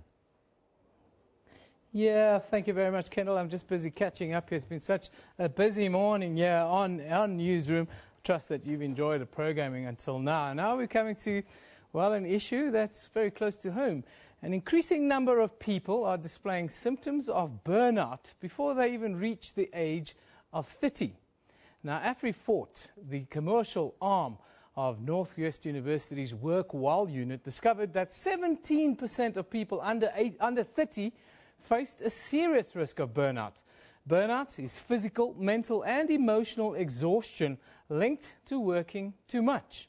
An associate professor from Work While found that individuals with burnout are much more likely than other workers to rate their productivity as poor, to suffer from depression or anxiety, to be overweight, to suffer from heart disease, and to then claim from their medical aid schemes. Now, to talk to us a little bit more about burnout and its dangers, we are joined in our studio today by Dr. Ina Rothman from Northwest University's Work While unit, who also co-authored the article on burnout. Very good morning to you, Doctor. Thank you for joining us. Hello, Eben. It's nice to be here. Thank you very much. Now, I know what burnout is because I've suffered from it earlier this year. I had to take 3 weeks off work after having a blowout on air that was very well documented in the media. But can you maybe explain to the world at large what burnout is? I think the most important thing regarding burnout is that it is rooted in exhaustion. Mental, emotional and physical exhaustion, especially emotional exhaustion, which then results in mental distance or a mental detachment and a sense of low personal accomplishment. I always say, if you compare a workforce or you compare yourself, burnout affects the gas tank and your ability, your psychological energy, your ability to perform well. Yeah, I made that experience, and with what happens with it is that your temper gets a little bit shorter. You think you're not working hard enough. Exactly. These were experiences that I made on a sort of personal level. You always think, and I think this is part of the mental problem of burnout, is that you always think that you should be doing more. More, exactly. People try to self-medicate burnout by overworking, overeating, spending too much, and taking medication, and sometimes even recreational drugs. The problem with burnout is emotional bluntness. People struggle to express or feel emotion. They don't feel excitement. Nothing is funny anymore. Nothing is fun. And at worst, sometimes they even can't stand people who's actually enjoying life. Yeah, I've made that experience. Also, you can't handle people who are very smart, or the smartest person in the room, someone who's always having the last word. So you always kind of have a go at them. And the other thing that's really concerning about burnout is the fact that people have this great sense of escape. They will always tell you, if I can just get on an aeroplane and fly away, they want to escape the current situation. And burnout is not the same as stress. Yeah. And people don't always realize that. Tell us, how do you, firstly, the symptoms? If I was looking at somebody who's suffering or who's in the stages of or showing symptoms of burnout, what are those symptoms that you're supposed to be looking at? Oftentimes you don't see a person with burnout. You can see somebody that's stressed out. That's easy. They're hyperactive and overactive. But when a person is burned out, it's about being all dried up, if I can call it like that. Yeah, the tank is empty. The tank is empty. There's no emotion. People are exhausted all the time, tired, even before arriving at work. Also, people will tend to isolate themselves, become under-involved in activities. They often struggle to engage in meaningful conversations. You're kind of describing me a little bit because I'm living quite a reclusive life right now. I've become a recluse where I sleep most afternoons. My interactions with the rest of the world is fairly limited. What do I do now? How do I turn this whole thing around then, if I may ask? I think the most important thing is first to say what's the reason for burnout. And there are 3 reasons. The first one is work-related, high-pressure, chaotic work environments. Oh, you saw that today? Yes, I did. With low autonomy, low job control, unclear roles, and very important, unsupportive supervisory and colleague support. And then also lifestyle issues. Trying to be too many things for too many people. Working after hours, working at home, don't take regular breaks, those type of things. And then, of course, personality type. Your high-achieving type A personalities, those type of people tend to burn out more. People who struggle to delegate. How do you cure this? Or what do you do to overcome the first stages? And of course, I suppose you need to get some therapy also in the mix. Yes, there are 3 levels of intervention for burnout. The first one is what I like to call a tertiary intervention. I look at poor Eben and say, listen, Eben, we need to talk to you, we need to counsel you, and you go into psychotherapy. Usually workplaces have wellness infrastructures that provide that type of support. Then there's a secondary intervention, and that's where we build resilience against burnout. I always call it the American approach. You look burned out to me, let me give you stress management skills, and then you should be fine for the rest of your life. The point is you can have all the resilience and all the skills. If we send you back to a chaotic environment, it will just resurface. So at the primary level, the most important thing is for companies, organizations and managers to identify the burnout risk in the environment, but not only the burnout risk, also the causes for the burnout risks in the work environment, so that we can do proactively something about it. Well, that was a mouthful, and it all kind of rang very true and very much home to me. I thank you for joining us. That's Dr. Ina Rothman from Northwest University's Work Well Unit, talking to us about the dangers of burnout, something that I've had some personal experience with. I thank you once again for joining us. Thank you, Eben. It was nice. Now we move on. As the Minister of Higher Education, Blade Nzimande, is expected to engage with representatives from universities in an urgent meeting today. Protests over exorbitant fees continue to disrupt classes at the University of Cape Town right now, the University of Stellenbosch, as well as Wits here in Johannesburg.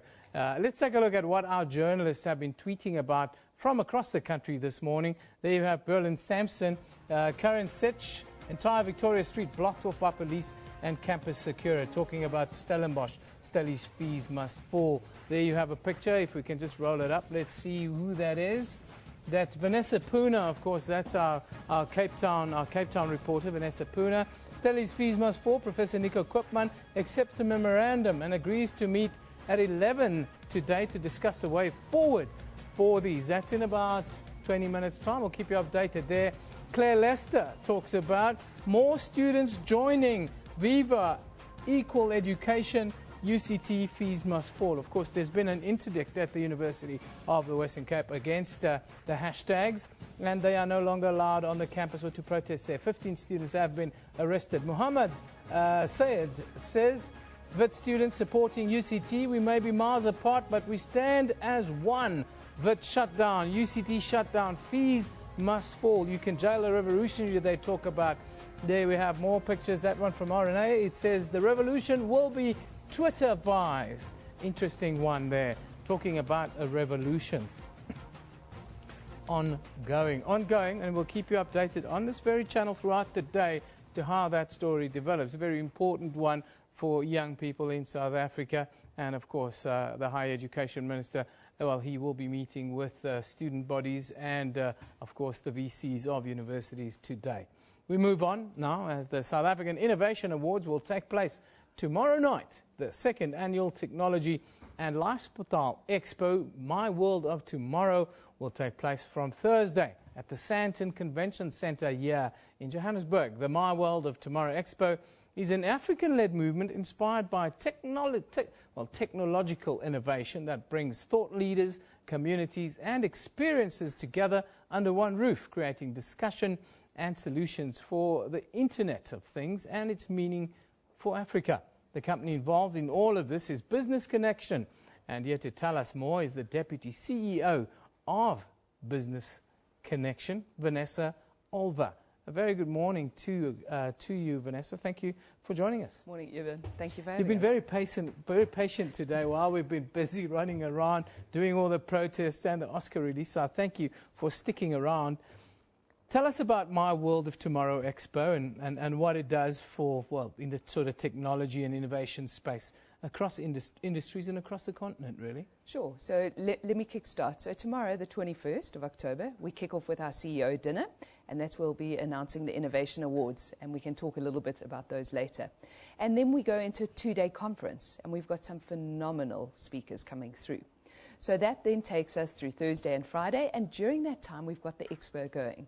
And the public will have complete access to the expo during the Thursday, the Friday, as well as Saturday.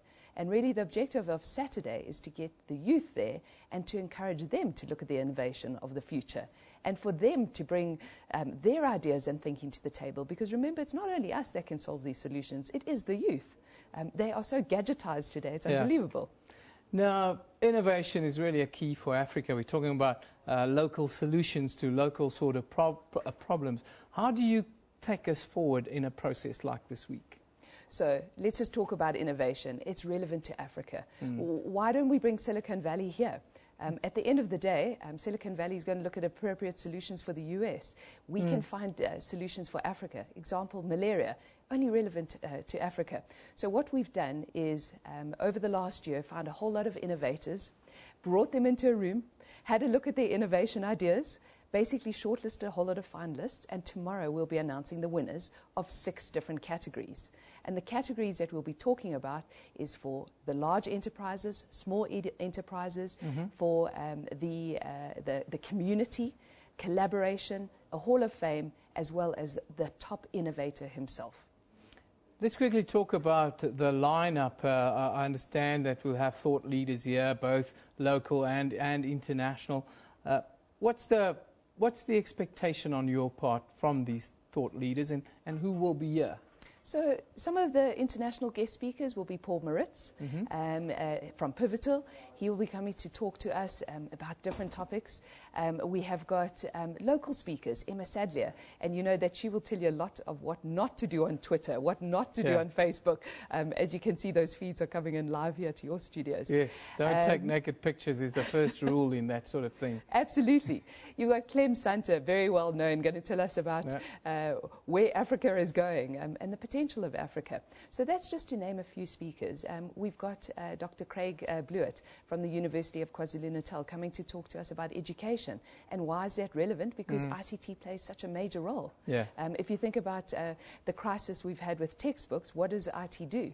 At the end of the day, we can digitize solutions, and if anybody's got a mobile, they've got access to their reading material. That's where young people are living. It seems so easy. I always wonder why is it so difficult to put into practice. But the one thing that I see that stands out is that you're going to have a variety of experiences on offer this week, 3D printing. The thing I like is a connected car and a complete 3D experience. Tell us a little bit more about that. Absolutely. So Mercedes-Benz will be coming with a connected car. I think as and when these cars come out, they come up with more and more mod cons, but basically it's wireless. You don't need to worry about connectivity once you jump into your car. And it's going to show you all the other traditional devices that you've got in your car when it comes to tracking and all the likes of that. So Mercedes-Benz will be one of our partners. In terms of 3D printing and basically 3D reality, so augmentation, we have got MakerBots coming to the table. They'll be showing us not what old traditional 3D printing did, but now that you can print almost cities. And then in terms of Dassault systems, they'll be showing us augmented reality. You'll be able to put some glasses on and see yourselves in a very different space. Wow, that'd be amazing. I'd really like to come and have a look. But tell me about the awards, because ultimately it's about the awards. Who are the nominees and what are they all about, and what are they going to be winning? So, ultimately, what the winners do is get publicity in the limelight, and it helps them take their innovative ideas forward.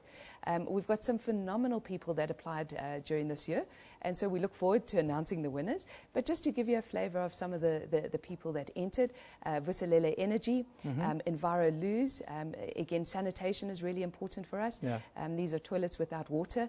That makes it practical because you don't always find water in remote areas. Yeah, absolutely. That's a proper innovation. Absolutely. Clinics that you can literally build within about 4 or 5 hours and put them in remote and rural areas. We've got Barclays Africa. They've got their RISE program, talking about how to enhance banking and simplify it, because you know how complicated our banking platforms are in South Africa. So some really great lineup. And tomorrow we announce the winners. Quickly tell us where people where they can interact with you online and where they can get the right information. So go to mwat.africa.com. It's MWOT. Yes, MWOTafrica.com. Well, thank you very much for joining us. The Deputy CEO of Business Connection, Vanessa Olver, talking about My World of Tomorrow. It's taking place here at the Sandton Convention Centre in Johannesburg. It should be a very, very interesting show. 3D printing, connected cars, 3D experiences, the whole lot. Plus lots of interesting speakers. Thank you very much for joining us today. Thank you. Now, we move on. As Tanzania gears up for what is expected to be the tightest electoral race in the country's history, the Ivory Coast is also preparing for their elections, taking place on the same day. That's on Sunday, the 25th of October. That's this week. The first election since the Civil War, where more than 3,000 people were killed. Campaigning in both countries have mostly been peaceful, but there are concerns over the fairness of the electoral process. The Ivory Coast is embracing their presidential elections with optimism and a hope for a new constitution as the economy bounces back after decades of political turmoil as well as civil war. Now, joining us from our Durban studio is political and economic analyst and expert on the continent, Israel Mkhize. Good morning to you, Israel. Thanks for joining us again. Morning, Eben. Thanks for having me. Morning to the viewers.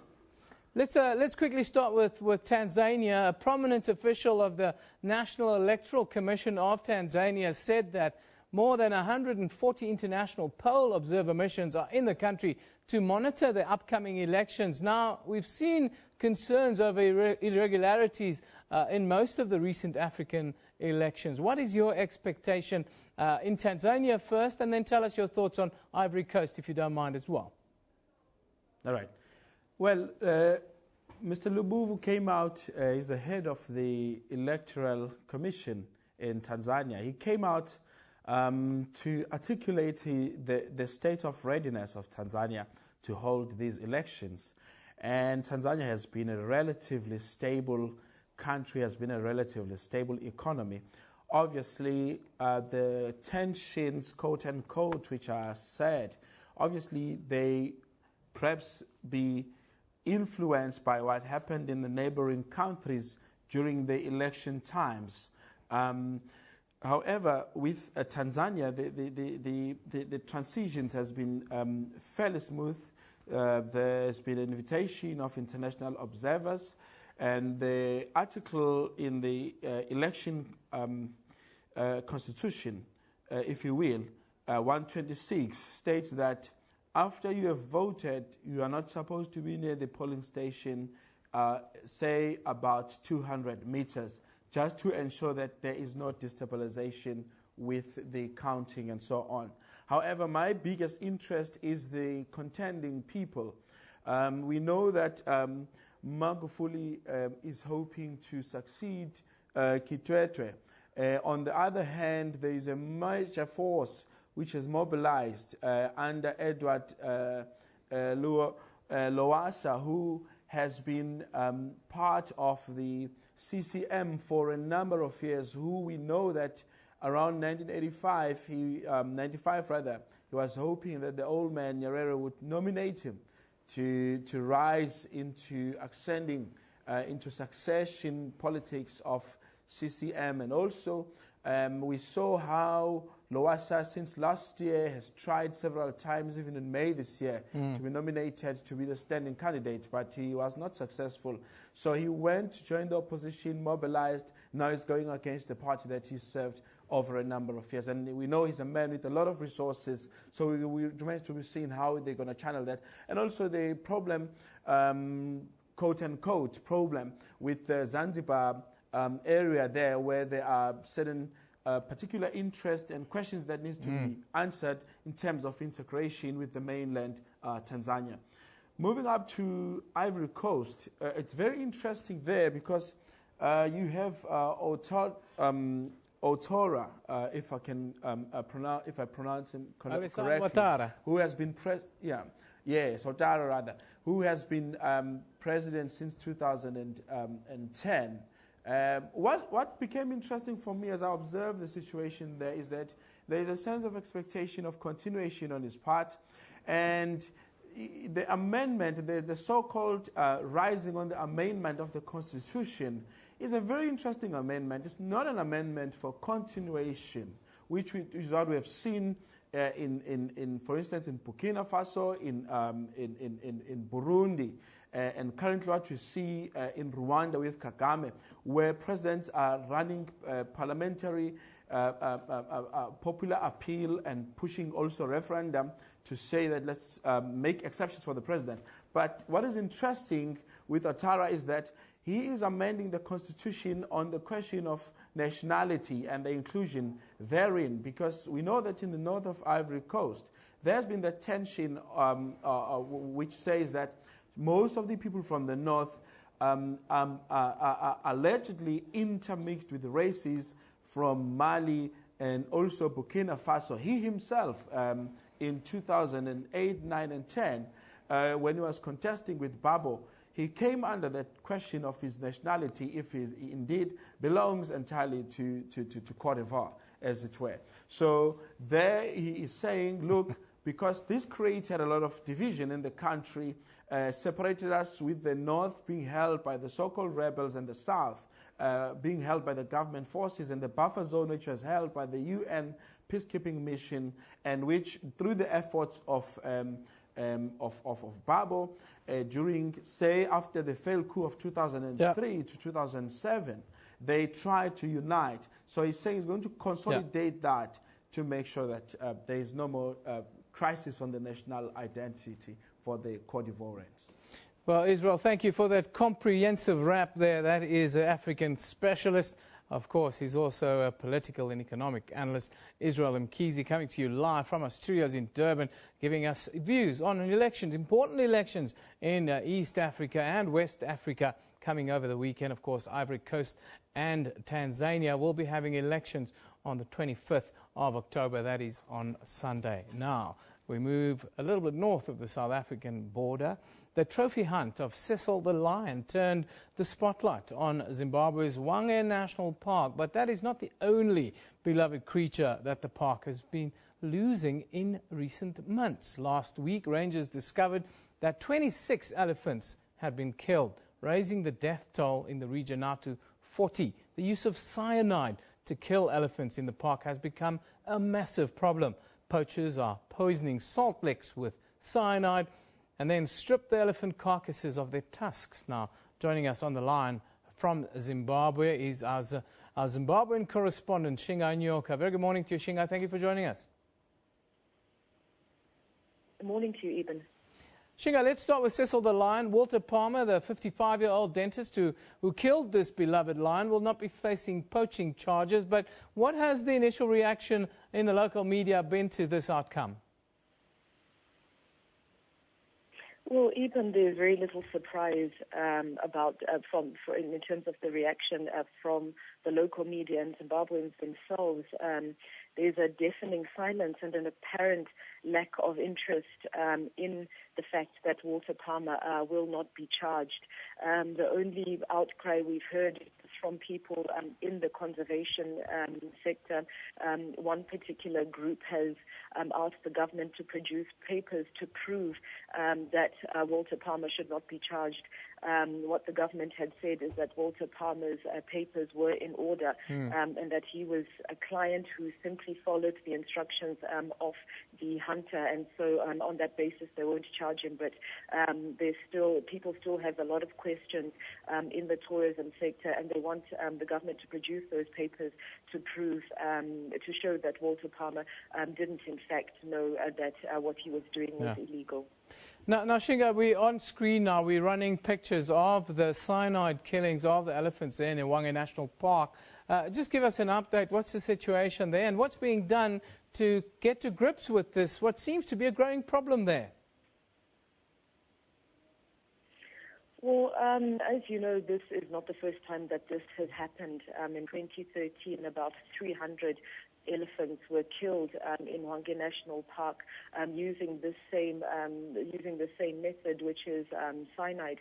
What we understand is that with this recent incident, 11 poachers had been arrested and that they face trial. But as you say, it's a growing problem, and really the question that people are asking is, why does this keep happening? One of the major problems that Zimbabwe faces is the fact that there isn't sufficient money to finance the policing and monitoring and security within parks like Hwange. It's a vast area that is almost the size of Swaziland, and yet you have about 120 game rangers that are policing this particular area. They are ill-equipped to monitor the terrain, and so really until there's sufficient monitoring and policing and sufficient finances to equip the game rangers, this is clearly a problem that will not stop anytime soon. And Shinga, what kind of arrests have been made, if any, and what kind of sentences are meted out? Well, of the 11 that have been arrested, they will be going to trial, we understand.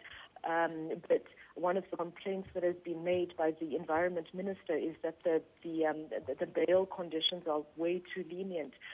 You'll know that with Theo Bronkhorst, who is the hunter, who is alleged to have illegally hunted Cecil, his bail was less than $500. In recent years, though, Zimbabwe has tried to strengthen the penalties depending on the value of the animal. With rhinos, for example, it's $120,000 That's a fine if you hunt a rhino illegally. With lions, it's only $5,000. With elephants, it's $20,000. And sentences can range up to about 15 years.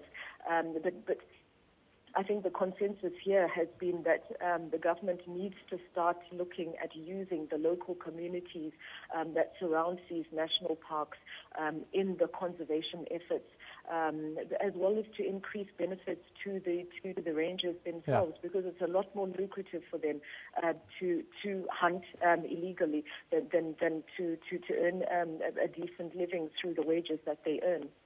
Shinga, thank you very much for that update. Very concerning development, cyanide killings, poaching on the increase, not just in Zimbabwe, but across the entire continent of Africa, especially elephants and rhinos are in the crossfire right now. That was our reporter, Shinga Nyoka. She came to you on the line from Harare in Zimbabwe. Now let's take a quick look at the front pages from around the African continent. We start in Swaziland, where the Swaziland Observer reports that government considers taking the responsibility of paying the salaries for schools and supporting staff. Then we move to Nigeria now, where the Vanguard says the Senate will resume its screening of ministerial nominees today, after initially postponing that last week due to what they called undisclosed reasons.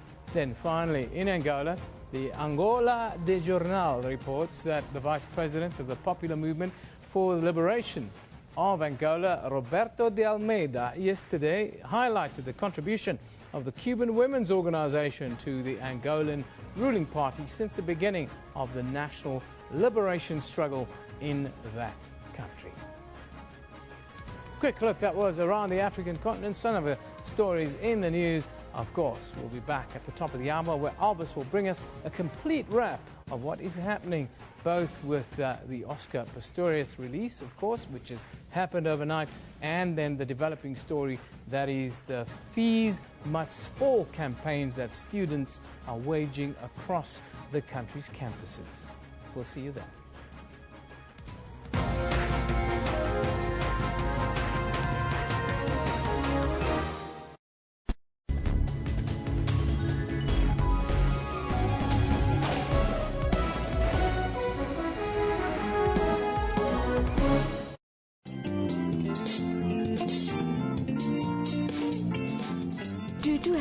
Been around boys from a very young age. I've always been a girl who wants to intimidate boys. I want to do things that men can do. With education, it was the key. It was the first thing that I needed to do. I got an opportunity to go work overseas. And Kimberell as well, where she trained me on my vocal exercises and whatever. And I thought, this is your passion and this is what you need to do.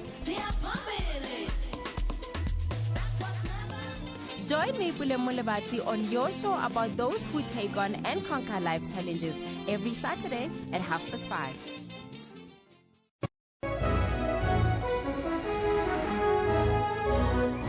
It's more tragedy for Nepal. A 7.3 earthquake struck the Asian country this morning. Frightened evacuees fled camps and health facilities when the quake struck. I think it's a really big hit of earthquake because the gate has also slanted and every pole are moving like that they will fall again. And it comes barely 2 weeks after a 7.8 magnitude quake claimed over 8,000 lives. The country saw more of its historic buildings and temples destroyed. The country's president Ram Baran Yadav was addressing a meeting when the quake hit. Primetime News, daily at 6 p.m. CAT.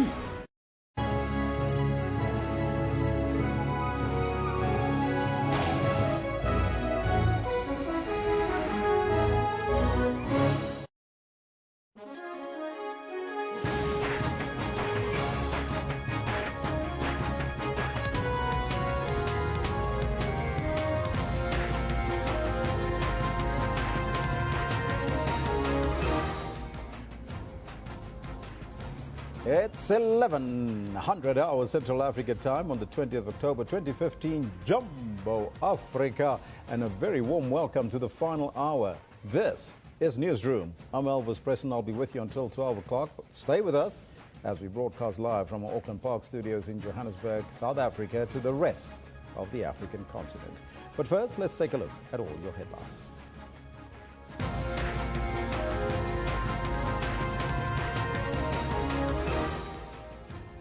There seems to be no end in sight to protests against what university students call exorbitant fees. Paralympian Oscar Pistorius was released from prison under correctional supervision last night. And members of the Food Beverage Workers Union at the Woolworths Distribution Centre in Centurion, south of Pretoria, go on strike. Those are all your headlines, but coming up shortly is your sports news with my main man, Kendall Makhamate. Thank you very much, Elvis. A good morning to you and good morning to everybody at home. Coming up in sports shortly is the following. The match officials for the two semi-finals at the Rugby World Cup have been appointed. The referee for the South Africa versus New Zealand match is Jerome Garces, assisted by old South African favourite Roman Poit, as well as Irishman John Lacey. George Ayub will have TMO duties. And Amajim was beaten 2-1 by Costa Rica in their first match at the FIFA Under-17 World Cup. And it's match day 3 of the UEFA Champions League, and a big question for Arsenal is, will they be able to stop red-hot Bayern striker Lewandowski? Now all of that you're going to be getting exactly at 11:30. And now back to you, Elvis. Thank you very much, Kendall. He'll be back with your sports news later. Right now, let's take a look at your top story. Students have moved their fee protest to the education facility of the Wits West campus. The students have since last week been protesting against the proposed 10.5% fee increases by the university. The university has since suspended the increases. Our reporter at Wits, it's Makaketla Moshlabe. Makaketla, very good morning to you and welcome. Can you tell us, has calm returned to Wits? Good morning, Elvis. Well, I can tell you that we are currently at the main campus of Wits University in Braamfontein, where the situation at this point in time is calm, but the students are still coming one by one. And the day as it starts, they're going to be coming through as they promise that they will not stop until they get the answers from the Wits management. So just a couple of minutes ago, we were in medical school in Parktown, where we saw just a couple of students, dancing and singing, willing, of course, to disrupt some classes that were taking place there. But as far as we know, the protest will, of course, continue. And we've spoken to the SRC president recently.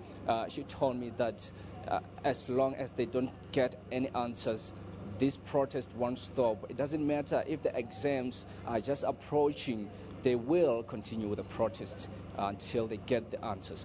What are the Wits management saying at this point in time about the situation? Well, basically, the Wits management are telling us that last night the Vice Chancellor of the university, Mr. Adam Habib, flew to Cape Town to meet with the other vice chancellors of other universities, to meet with, of course, the minister to discuss this particular issue that has been, gripping universities across the country. So we are hoping that a solution could come through very early, but it just remains to be seen what exactly that meeting will bring about. Will it bring a solution? It remains to be seen. We don't know. But what we know is that the protests will still continue without, in fact, if they don't get any answer, the students here. What is the current security situation around and in and around the campus in Braamfontein? Well, in Braamfontein, the mood is very calm. I mean, the students have just been coming from left and right, sitting down, as you can see behind me. But you can see that this is some kind of a setup. They're going to be protesting perhaps in a couple of minutes or a couple of hours to come. But I can promise you that, again, we are going to see another long day of protest by the students around this campus, as it has already started in the Parktown campus of medical school right now at this point in time. Are the campus entrances still closed off by the students? Well, I've actually managed to walk inside this particular Senate House behind me here. This is where you find some lecture halls. This is where you find some lab halls. You'd find some students, of course, continuing with their studies, preparing for the upcoming exams. Of course, perhaps not, trying to take risks by attending the protest early of this time of the day. But again, students are just walking around. You can see that they are preparing, and of course, for this particular protest here, as I said, they are gathering one by one and getting ready for this particular protest. We are not yet sure what time they're going to start, but we are sure that this is going to take place today. Thank you so much. That's our reporter at Wits, and he is Makaketla Moshlabe in Gauteng. Now, remember, you can also send us your comments in terms of what you think about the Wits protest, as well as all the other protests around the country at the various universities. You can send your comments on Twitter, our Twitter handle at SABC Newsroom. Now, a large police contingent has been deployed to monitor the situation at the University of Cape Town. Police have also started removing some of the barricades that were set up by the students at one of the institution's entrances. Defiant students say that they will use their bodies as barricades and are seated on the roadway near the upper campus. Student protests over varsity fees, which started at Wits University last Wednesday, have spread to other universities across the country. Classes at Wits University remain suspended after yesterday's violent protest over proposed tuition fee increases. Students overturned a car that allegedly tried to run over some of the protesters and blockaded Empire Street in Parktown after the university's executive council failed to meet with them. Wits Vice-Chancellor Professor Adam Habib warns that the university could face closure if violent protests escalate further. So far, Wits University, the University of Cape Town, Rhodes University and Fort Hare University have been affected by the protests. The issue of fees is not a matter for the department. It's a matter for the various institutions. That has been the case all along. So it's unfair to then say when there's misunderstanding or student protests that I'm the first port of call. I'm not the first port of call. Fees are determined independently by institutions themselves. Those who have got money, they must pay. That is the policy of government. We have never said that it's free education for everybody. Minister Nzimande called on university management to be more sensitive and cautious when deciding on fee increases. Gauteng Education MEC Panyaza Lissufi has come out in support of students protesting against the proposed fee hikes. I really believe that this country can afford free education to the poor in particular. I really believe that students are right when they say the fees are abnormally expensive. There are some institutions that are using their brand to exclude other learners.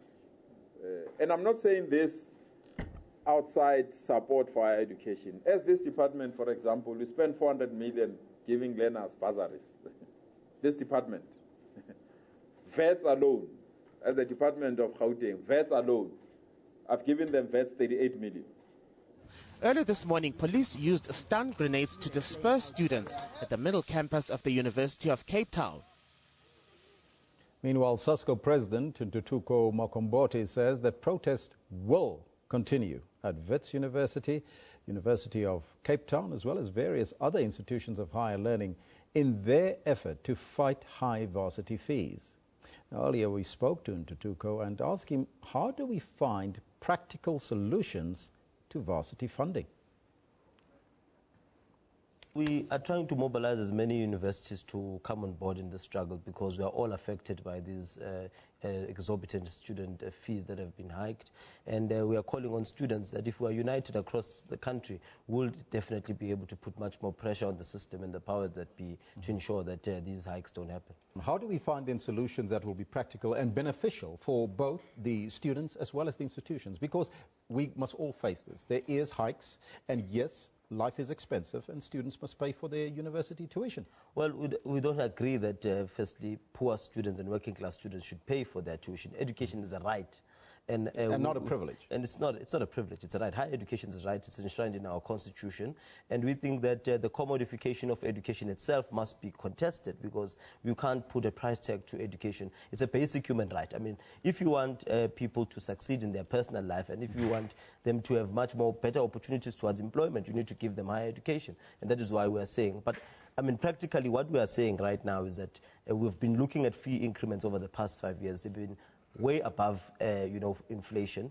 And these fees, and students have had to bear the brunt of this. Universities must come on board, but also government must increase its funding for institutions of higher learning. And we also need the private sector to be playing a role. I think there's a serious deafening silence of the private sector and its role in all of this. Another one of our top stories this morning, Oscar Pistorius has been released from the Pretoria Kgosi Mampuru prison. Now, he was let out ahead of schedule last night in his home already today. The Paralympic athlete's 5-year sentence for culpable homicide is being commuted to correctional supervision. Pistorius spent a year behind bars for killing his girlfriend Reeva Steenkamp in February 2013 on Valentine's Day. He was due to be released 2 months ago, but the Justice Ministry stopped it, saying that the decision to release him had been premature. However, last week the parole board granted him his release. The state's appeal against this culpable homicide conviction has been set down in the Bloemfontein Supreme Court of Appeal for the 3rd of next month. Now, you can also let us know what is on your mind in terms of that story, that developing story. What do you make of Oscar's early release yesterday? You can also let us know on the what do you call it? The Twitter, is it? That Twitter handle at SABC Newsroom. Now, earlier, this is what the spokesperson for the Pistorius family had to say. Oscar was released into correctional supervision last night. Like you, we had expected him to be released today, but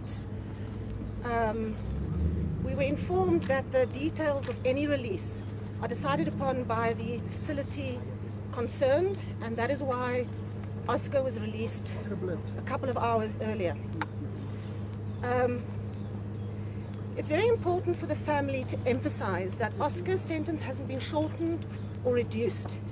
He's simply entering the next phase of his sentence now. He will serve this under the strict conditions that govern correctional supervision. The family will support Oscar as he serves out the remainder of the 5-year sentence handed down by the trial judge, and he will strictly adhere to the conditions set by the parole board and community corrections. That was Annalisa Burgess, the spokesperson for the Pistorius family. Now, reporter Ngob Machunu earlier went out to gauge the sentiments on the ground regarding the early release of Oscar Pistorius on correctional supervision in the CBD of Pretoria. We're here at the Paul Kruger Square in the CBD and really talking to people, trying to find out what they feel about Oscar being released a day earlier than he was due to be released. Certainly it's a story that's become a talking point around here, and we're just going to find out from the people themselves just to get a sense of what really they are saying. Ma'am, what do you think of Oscar being released a day before he was meant to? It's not fair. So it shows then we know the Oscar they have to release today. So we're shocked. They say Oscar released yesterday 7:30. So we don't know why they're hiding. We were asking ourselves why he's getting a special treatment for what's going on. We don't know. We're really shocked about what happened yesterday. Okay, thank you very much. Well, that's certainly the feeling of people here in Pretoria, saying that they believe that the process was not transparent enough, and that they have more questions, in fact, than answers as to how Oscar Pistorius was released before his time. And certainly we are yet to find out more answers, but we know that the Correctional Services Department has come out to say that there was nothing sinister in this, and they're saying that it was left to the hands of the Kgosi Mampuru officials to decide when Oscar Pistorius will be released, and that they had to take into consideration certain circumstances for Oscar Pistorius to be released, and therefore they believe that this process was done fairly at that particular time. So we are going to be hoping, though, to find out more from the Pistorius family, and certainly we'll be keeping a close eye on developments also outside the Pistorius home. Now, before the family statement, the Pistorius statement that is, we spoke with our reporter Griselda Lewis, who had waited patiently for the statement since early this morning, and she spoke to a lawyer and asked her to explain what correctional supervision really entails. We believe that there's going to be community service. He's already indicated during the trial that he would that he wants to do community service and give back. So we believe there's going to be community service or some form of that. And then obviously we've already heard that he's going to continue going for therapy. But that's good because it's integrating him back into society and ensuring that he adjusts to the situation again. Members of the Food Beverage Workers Union at the Woolworths Distribution Centre in Centurion, south of Pretoria, are on strike. They are demanding a minimum salary of 7,000 rand per month. The spokesperson, Patrick Dlamini, says the company is offering workers increases of up to 10%. Dlamini says they are demanding fair pay, affordable medical aid, education and housing allowances, as well as better working conditions. The union says it needs a new living wage of 7,000 rand a month. Woolworths spokesperson Kirsten Hewitt says the company pays industry-related salaries. She said the company has continuity plans in place to ensure continued operations during the strike. An increasing number of people are displaying symptoms of burnout before they reach the age of 30. AfriFort, the commercial arm of the Northwest University's Work Well unit, discovered that 17% of people under 30 years faced a serious risk of burnout. Now, earlier, we spoke to Dr. Ina Rothman and asked her what the symptoms of burnout is. Oftentimes, you don't see a person with burnout. You can see somebody that's stressed out. That's easy. They're hyperactive and overactive. But when a person is burned out, it's about being all dried up, if I can call it like that. Yeah, the tank is empty. The tank is empty. You know, there's no emotion. People are exhausted all the time, tired, even before arriving at work.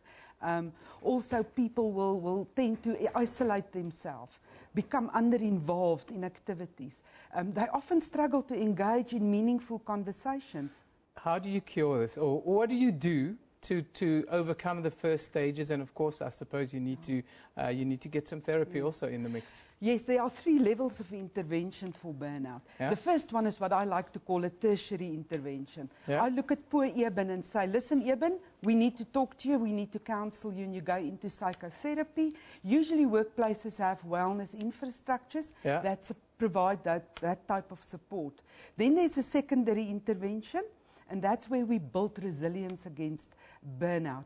I always call it the American approach. You look burned out to me, let me give you stress management skills, and then you should be fine for the rest of your life. The point is, you can have all the resilience and all the skills. If we send you back to a chaotic environment, it will just resurface. So at the primary level, the most important thing is for companies, organizations and managers to identify the burnout risk in the environment, but not only the burnout risk, also the causes for the burnout risks in the work environment, so that we can do proactively something about it.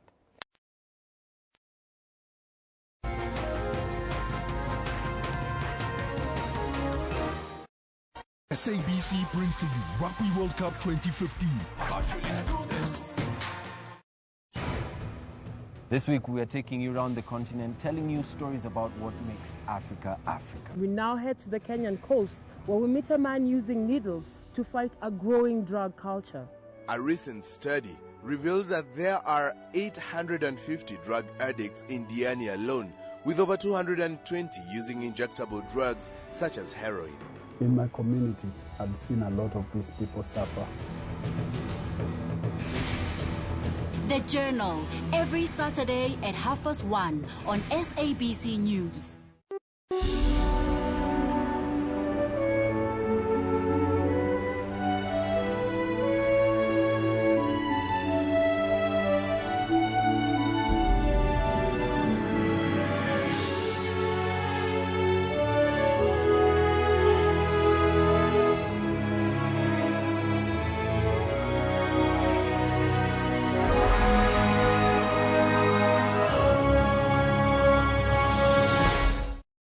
SABC brings to you Rugby World Cup 2015.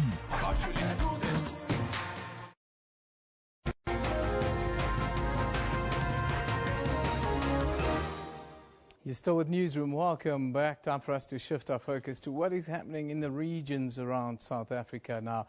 5 cases have been opened at the Mabatu police station in Mahikeng in the northwest after a fight broke out amongst ANC members on Sunday this past weekend. Several people were injured and their vehicles damaged before their meeting with deployees from the National Executive Committee. The meeting was supposed to discuss the state of readiness of the province's branches ahead of next year's local government elections. A meeting to check on the state of readiness of ANC branches ahead of the 2016 elections turned into a battlefield.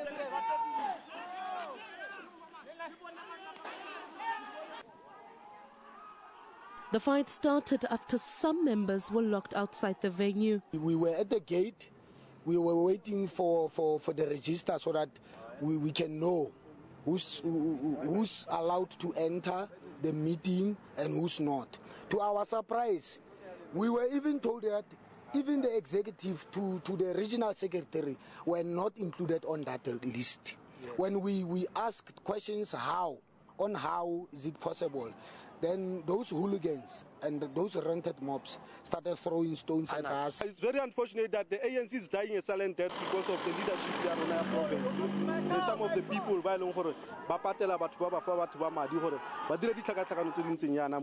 very unfortunate. The culture of the ANC is dying. That culture, we must debate and argue within the principle of the ANC. It's dying in the province. At least 5 cases of assault, robbery and malicious damage to property were opened at the Mabatu police station. There might be secretaries and branch chaplains that are closed outside. There might be wrong ones that are inside. So we said we request information, properly write and report the basis of which is indicating that, so that as NEC we can then have a reason and a basis for thorough investigation. Outside the venue, our crew was also intimidated and forced to delete some of its material. Athlenda Mati, SABC News, Mahikeng. Now, Northwest Police say they're investigating a case of contravention of the Gatherings Act against organisers of this ANC meeting that resulted in chaos and damage to property. Now, for the latest, Northwest ANC Provincial Secretary Dakota Legwete joins us in our Mahikeng studio. Very good morning to you, Mr. Legwete. Thank you for joining us here on Newsroom. Good morning to you, Eben, and all the viewers of SABC throughout the world. Mr. Legwete, can you just put us in the picture? How is the ANC in the Northwest dealing with this latest public outburst that happened over the weekend? Look, as the ANC in the Northwest consistent with the position adopted by our National General Council that will have to act swiftly against indiscipline in the ANC, will have to act against corrosive characters as well as anarchic characters. That's what we are exactly doing as the ANC in the Northwest. We have started an investigation to get to the point of who are the members of the ANC who caused this scene over the weekend.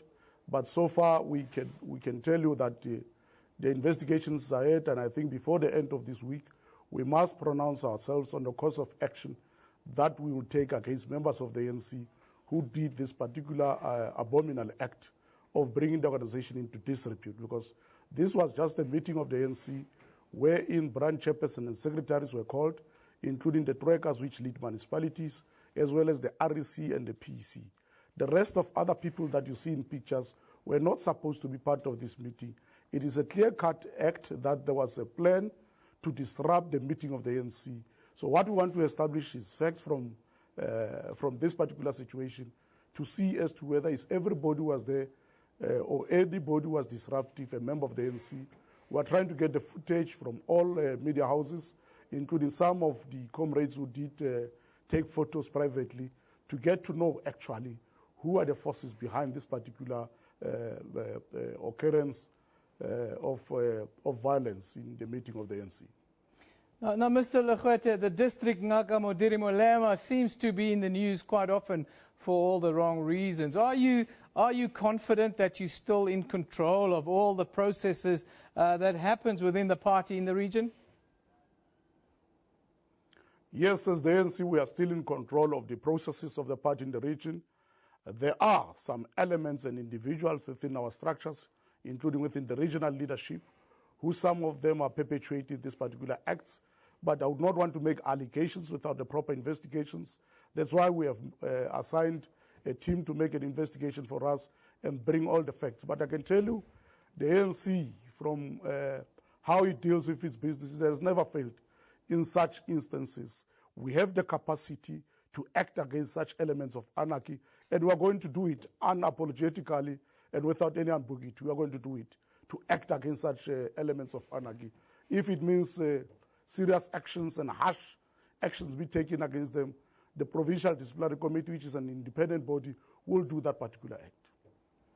Now, Mr. Legwete, the divisions within the province is clear for outsiders to see that the divisions run quite deep. We've seen political assassinations in areas like Klerksdorp, Rustenburg, and so forth in the past. Do you see this now as an opportunity to deal decisively with all the wrongs in the province? And when you say you're going to deal decisively, what is it that you plan to do?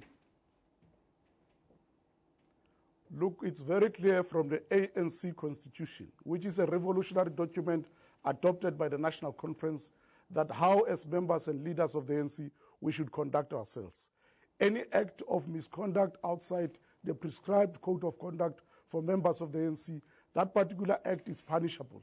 And that's exactly what we have to do in this case, because we cannot afford elements who seeks to bring the ANC into disrepute, but at the same time tarnish the good name of the African National Congress, because the African National Congress is not my movement as a leader.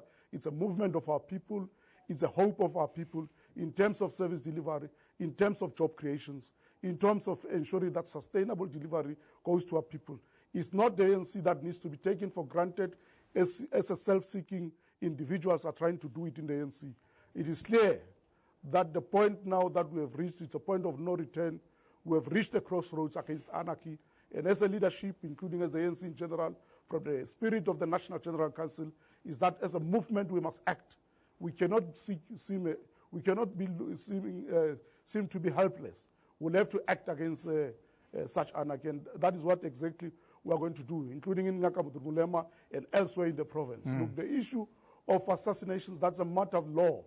As it is the case now, we'll request all our members to be calm and allow the police to do their investigations on any matter which has a criminal element, that to take the law in their own hands, because that's exactly will be to perpetuate the acts of anarchy, which we can promote as the ruling party, as a liberation movement, and also as the hope of the hopeless. Thank you very much for joining us. That is Dakota Lekwete, who is the Northwest ANC Provincial Secretary, talking about the lack of unity within the movement there in the Northwest Province. Now we move on. The Kruger National Park is one of the world-renowned wildlife sites. It's closely monitoring its water sources now, as the heat wave we've seen in southern Africa continues to affect many parts of the country and also the park. The park is home to a number of fauna and flora. To ensure that water is preserved, the park has now introduced water restrictions in all of its camps around the 2 million hectare site. Now, to discuss this matter a little bit further, we are joined by the park's communications manager, Mr. William Mabasa, who is in our studio in Mbombela in Mpumalanga. A very good morning to you, Mr. Mabasa. Thank you for joining us. Good morning, Evan, and good morning to our viewers. Please just give us an idea the effect that this heat wave has had on the Kruger National Park until now. It is very dry. We've been hoping, all the time that we should get rain, but it's not really coming. We've had drizzles here and there between September and now, which is not enough. But we've always, knew that we are entering a drought area, because we keep our weather pattern and plot them on yearly basis. So we know that the temperatures are such that, in 10 years' time, there is a cycle of either, wet area or drought area. And we are now coming from the wet area, we are in the dry area. So we knew as far back as last year that we are entering a drought area. Now that we know that the heat's been a problem and the rain is a little bit late, it doesn't seem to want to come. The amounts of rain that we normally get by this time of year. Do you have enough water sources right now for the animals? Are you happy that you can maybe make it for another couple of weeks? Of course, we will be able to make it for the next 3 months, even if it doesn't rain, because our rivers are still flowing. But we are worried that if in the next 2 months there's no rain, then we will put more and more water restriction, especially on human consumption, because that's where a lot of water, get utilized. Currently, since last year, we do have water restrictions in terms of the watering of gardens and so on. We do not allow watering of gardens completely on a Monday and a Wednesday. We allow watering of gardens on Thursdays and Tuesday, Saturday and Sunday, but only between 5 o'clock in the morning and 10 o'clock in the morning, and also in the evenings between 4 o'clock and 9 o'clock, so that we try and conserve the little water that we have, not knowing what will be the ultimate situation as we enter this drought period. And which of the species in the park right now do you think are most at risk if things continue for another couple of weeks? We do not at this stage, worry much about the species, but generally when you have droughts, your species like your buffaloes and so on becomes the first casualties. But we do not hope we're getting there. We hope that we should be able to get rain in the next month or so. And what about the coming tourist season? Do you expect, if drought persists, do you expect there to be an effect on the coming tourist season? And what are you doing to mitigate that, if so? It shouldn't. That's why we have already, put water restriction on human consumption since last year, because we knew that we have tourists that we must supply with water throughout the year, and therefore we started conserving water as far back as last year, and we should be able to supply everybody with water during this tourism season, around the festive season going into January. And like I'm saying, we hope that we will still have rain, even if it's not the best that we expect, but there will be rain. Like we had a bit of rain in the southern part of the park on Saturday, and those little kind of rain that we get adds a little bit into the water that we have in our rivers. Well, Mr. Mabasa, thank you very much for joining us and sharing the information with us here. That is the Kruger Park's Communications Manager, Mr. William Mabasa. We're talking about the continued dry period that the park is experiencing right now. It's causing some consternation. But Mr. Mabasa says that, well, we've still got a couple of weeks to deal with the issue, and hopefully the rains will come shortly, and lots of rain, we hope, to deal with the drought that the entire northern parts of southern Africa is experiencing right now. Now we move on. The Public Protector's Office is embarking on National Good Governance Week to celebrate 20 years of its existence. The campaign that started yesterday aims to promote good governance and integrity in government and public administration affairs. The Office of the Public Protector also wants to use the campaign to raise awareness and promote a national debate. Now, SABC News spoke to the country's first public protector, Advocate Salbi Bakwa. It was a great honor to be appointed as the first public protector of the Republic of South Africa. And that appointment to be done by our icon, Nelson Mandela, added even more to the honor that was bestowed upon me. And what further enhanced the honor was that I was appointed by a joint sitting of both houses of parliament, the first parliament of the democratic South Africa, with a majority of more than 75%. Now, no person can ask for better, not only from the representative of the people of South Africa, but also from the people of South Africa, because that's what it was. That happened in 1995, and I served for a period of 7 years, which is what the Constitution directs. And my mandate was to establish the office, which has a head office in Pretoria, but to establish it in all 9 provinces. Now, that was a daunting task at the time, but just the inspiration that you get, as I've said, of being given that mandate via an icon like Nelson Mandela gave me the impetus to do the job. And I'm glad to say that it was done. By the time I left office in 2002, the office was existing, functional, and established in all 9 provinces. And that's when I handed over the baton in 2002 to my successor, Advocate Lawrence Mushwana. The word public protector is now something you hear on a daily basis. Whether negatively or positively is not the issue.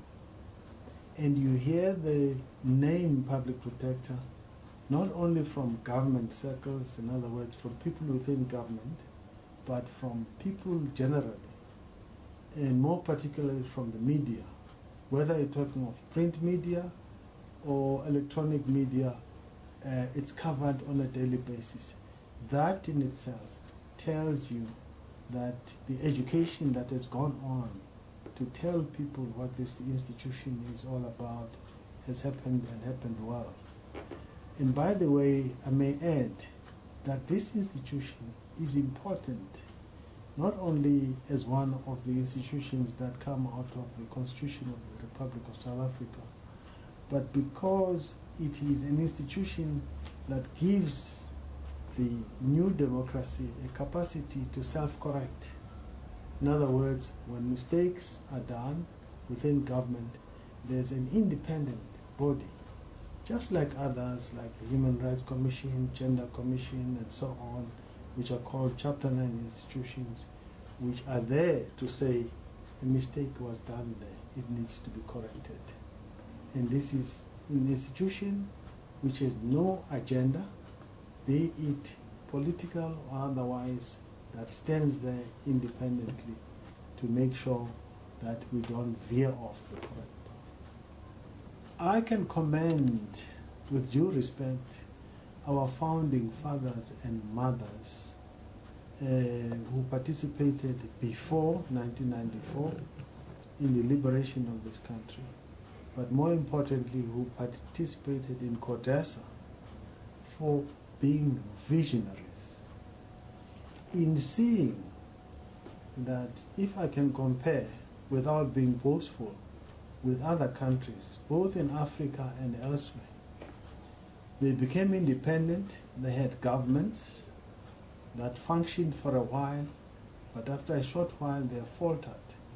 And I want to believe that they faltered because they did not have institutions which were outside government, which were to make sure that when mistakes were done, how were they corrected? In other words, you had just the government, the minister, the government officials and public administration and the courts and other usual institutions, but they did not have institutions like the public protector. So the public protector, along with other institutions, has made sure that when mistakes are done, they are pointed out and corrective action is taken and remedial action is taken. So that has been a key role. But more importantly also, it has also been an instrument for increasing access to justice. Well, that was in conversation with Advocate Sabi Bakwa, who is the very first public protector in the democratic dispensation here in South Africa. Now, our sports anchor, Man, is standing by with a final update this morning. Kendall Mahamati, take it away, mate. No, thank you very much, Evan. We've been waiting to tell you a little bit about all of the top stories that are happening today. And one of them really is about Amajimbos. They lost 2-1 to Costa Rica in the first ever match of the FIFA World Cup Under-17. This at Estadio Municipal Ester Roa in Concepcion, Chile. Now here are the highlights from that match. Cordoba gets a touch and gets it back.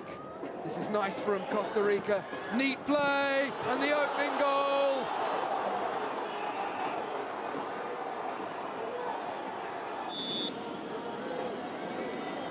Delala strikes. Good save from Barrientos. Hernandez. Reyes gathers. handball given. It's going to be a penalty. The shot from Cordoba is handled, and it's a yellow card too. Emphatically put away. It's 2-0 for Costa Rica. Frosley.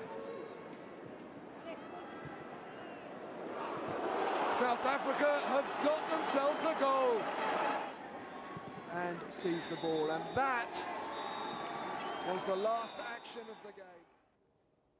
Now, better luck next time and their next match. Now, with Banyana Banyana qualifying for their second consecutive Olympics, we caught up with coach Vera Pauw last night to talk about what this means for the team, as well as what's needed to keep the momentum going. Here she is. It is amazing. It's phenomenal what we felt after that final whistle. It was a celebration that I will never experience again. It's unbelievable. To me, that missing the World Cup was far behind us. This was the tournament in its own. We had to qualify for this tournament for the players, for the future of our game, because their lives will change. And if you don't qualify, you train for nothing. So it is not like a revenge on missing out the World Cup. It is a huge event, the biggest event in the world for sport, and we will be part of that.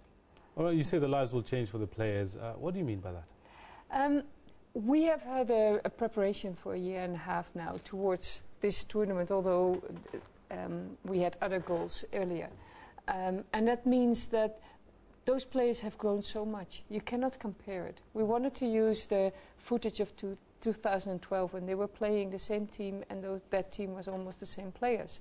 But we couldn't use it because it's the whole way of playing changed so much. And that means that they will earn contracts abroad. When we show ourselves at the world stage, people will see that South Africa can bring something extra to football in general in the world. Because these players, all street football players, they learn it on the street. They're mobile, they're creative, they change a game, and that is what European teams in USA miss in their play. So I am so confident that out of the Olympics, they will earn contracts. But the biggest problem is that we do not have a professional league, a national league. The National League must be set up because now we bring in players from Basatsana under 20 regularly towards Banyana Banyana to get used to the level, to grow as a young player. But it will not be enough for the future to grow to stay at the World Cup. Right. And we see now that it's so difficult for players to get into Banyana Banyana. Although they are talented, but they've missed so much. So other players are better, and for now that's okay, but we have to take care of the follow-up of the young players coming and feeding the team. Right, now members of the FIFA Executive Committee started to arrive in Zurich earlier this morning ahead of their extraordinary meeting. The Confederation of African Football, CAF President Issa Hayatou, is now the acting FIFA President and will oversee the meeting, while Sepp Blatter and UEFA President Michel Platini are both serving 90-day suspensions. The pair have been banned for a £1 million payment Blatter made to Platini for what they say was work that the Frenchman did for Blatter. This from the years 1998 to 2002. Most of the payment, which is being investigated by the Swiss authorities, was only made in 2011, a whole 9 years later. Both Blatter and Platini have denied any wrongdoing over the affair. Another cloud over FIFA at the moment is the news that Frankfurt's state prosecutor will look into bribery allegations concerning the 2006 Soccer World Cup after a magazine report suggested a slush fund had been used to buy votes for the German bid in the year 2000. Now going to more on-field stuff. It's UEFA Champions League time again, and under the English teams go into this match day 3 in desperate need of wins to turn their campaigns around. But Pep Guardiola, coach of the on-form Bayern Munich, says he felt Arsenal were favourites ahead of their clash tonight despite their poor performances in the competition so far. Now here's a look at the fixtures to be played in the UEFA Champions League tonight. It's Barcelona playing the Borisov Arena, and then Roma going to play Bayer Leverkusen in Group B. Then Group F, Arsenal, Bayern München, Olympiacos against Dinamo Zagreb. And Group G, we've got Chelsea under fire trying to see if they can turn their fortunes around against Dynamo Kiev. Porto, they host Maccabi Tel Aviv. You remember Chelsea did put 4 past Maccabi Tel Aviv when they played. And then in Group H, you've got Lyon. They go to Petersburg. And Valencia will host Caen. Now, after a long break, to allow for the Telkom Knockout Cup as well as various FIFA sanctioned dates, Absa Premiership is back in action tonight.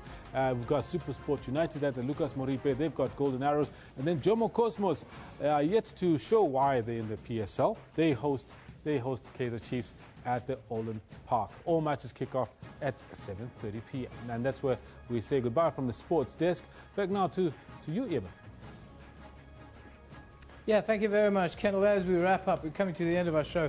As we wrap up, let's just have a look at the question of the day we put up today. Of course, it deals with Oscar Pistorius. That was our question of the day. What did you make of Oscar's overnight release? Now, there's been a lot of traction on social media, but we're only picking the direct responses to the question of the day. Let's have a look at some of those comments, and maybe, Albus, you can take us through some of what people have been saying with regards to what was a surprising release. Well, this one here from Justice for Reeva says, SABC Newsroom, there's no way on earth no one knew Oscar Pistorius' family lead media by the nose at every turn, and the media allow it. So nobody, they say that nobody knew.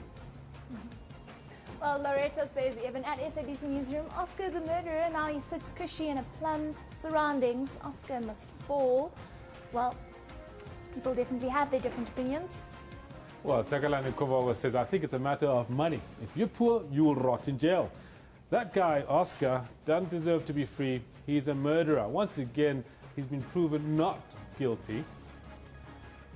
Yeah, there's another one from Justice for Reeva. Talk about setup. Oscar Pistorius sneaks out cunningly, diverts media attention to Barry June to answer media's questions when to meet. Those are the questions from Justice for Reeva, and quite a few comments have been doing the rounds today on social media. It's been an interesting day. Just quickly before we go. Very interesting day. I mean, we've covered all the universities, the protest that's going on. It's going to continue, and we're going to keep you posted on that one, as well as, of course, the Oscar Pistorius still unfolding up until tomorrow. And that's where I think we got to leave it. That's where we wrap. Of course, the business report, full 3-hour, right after this. We'll take you back to all the goings on this morning and give you live updates as those stories develop. We'll be back tomorrow. See you then. Bye-bye. Cheerio.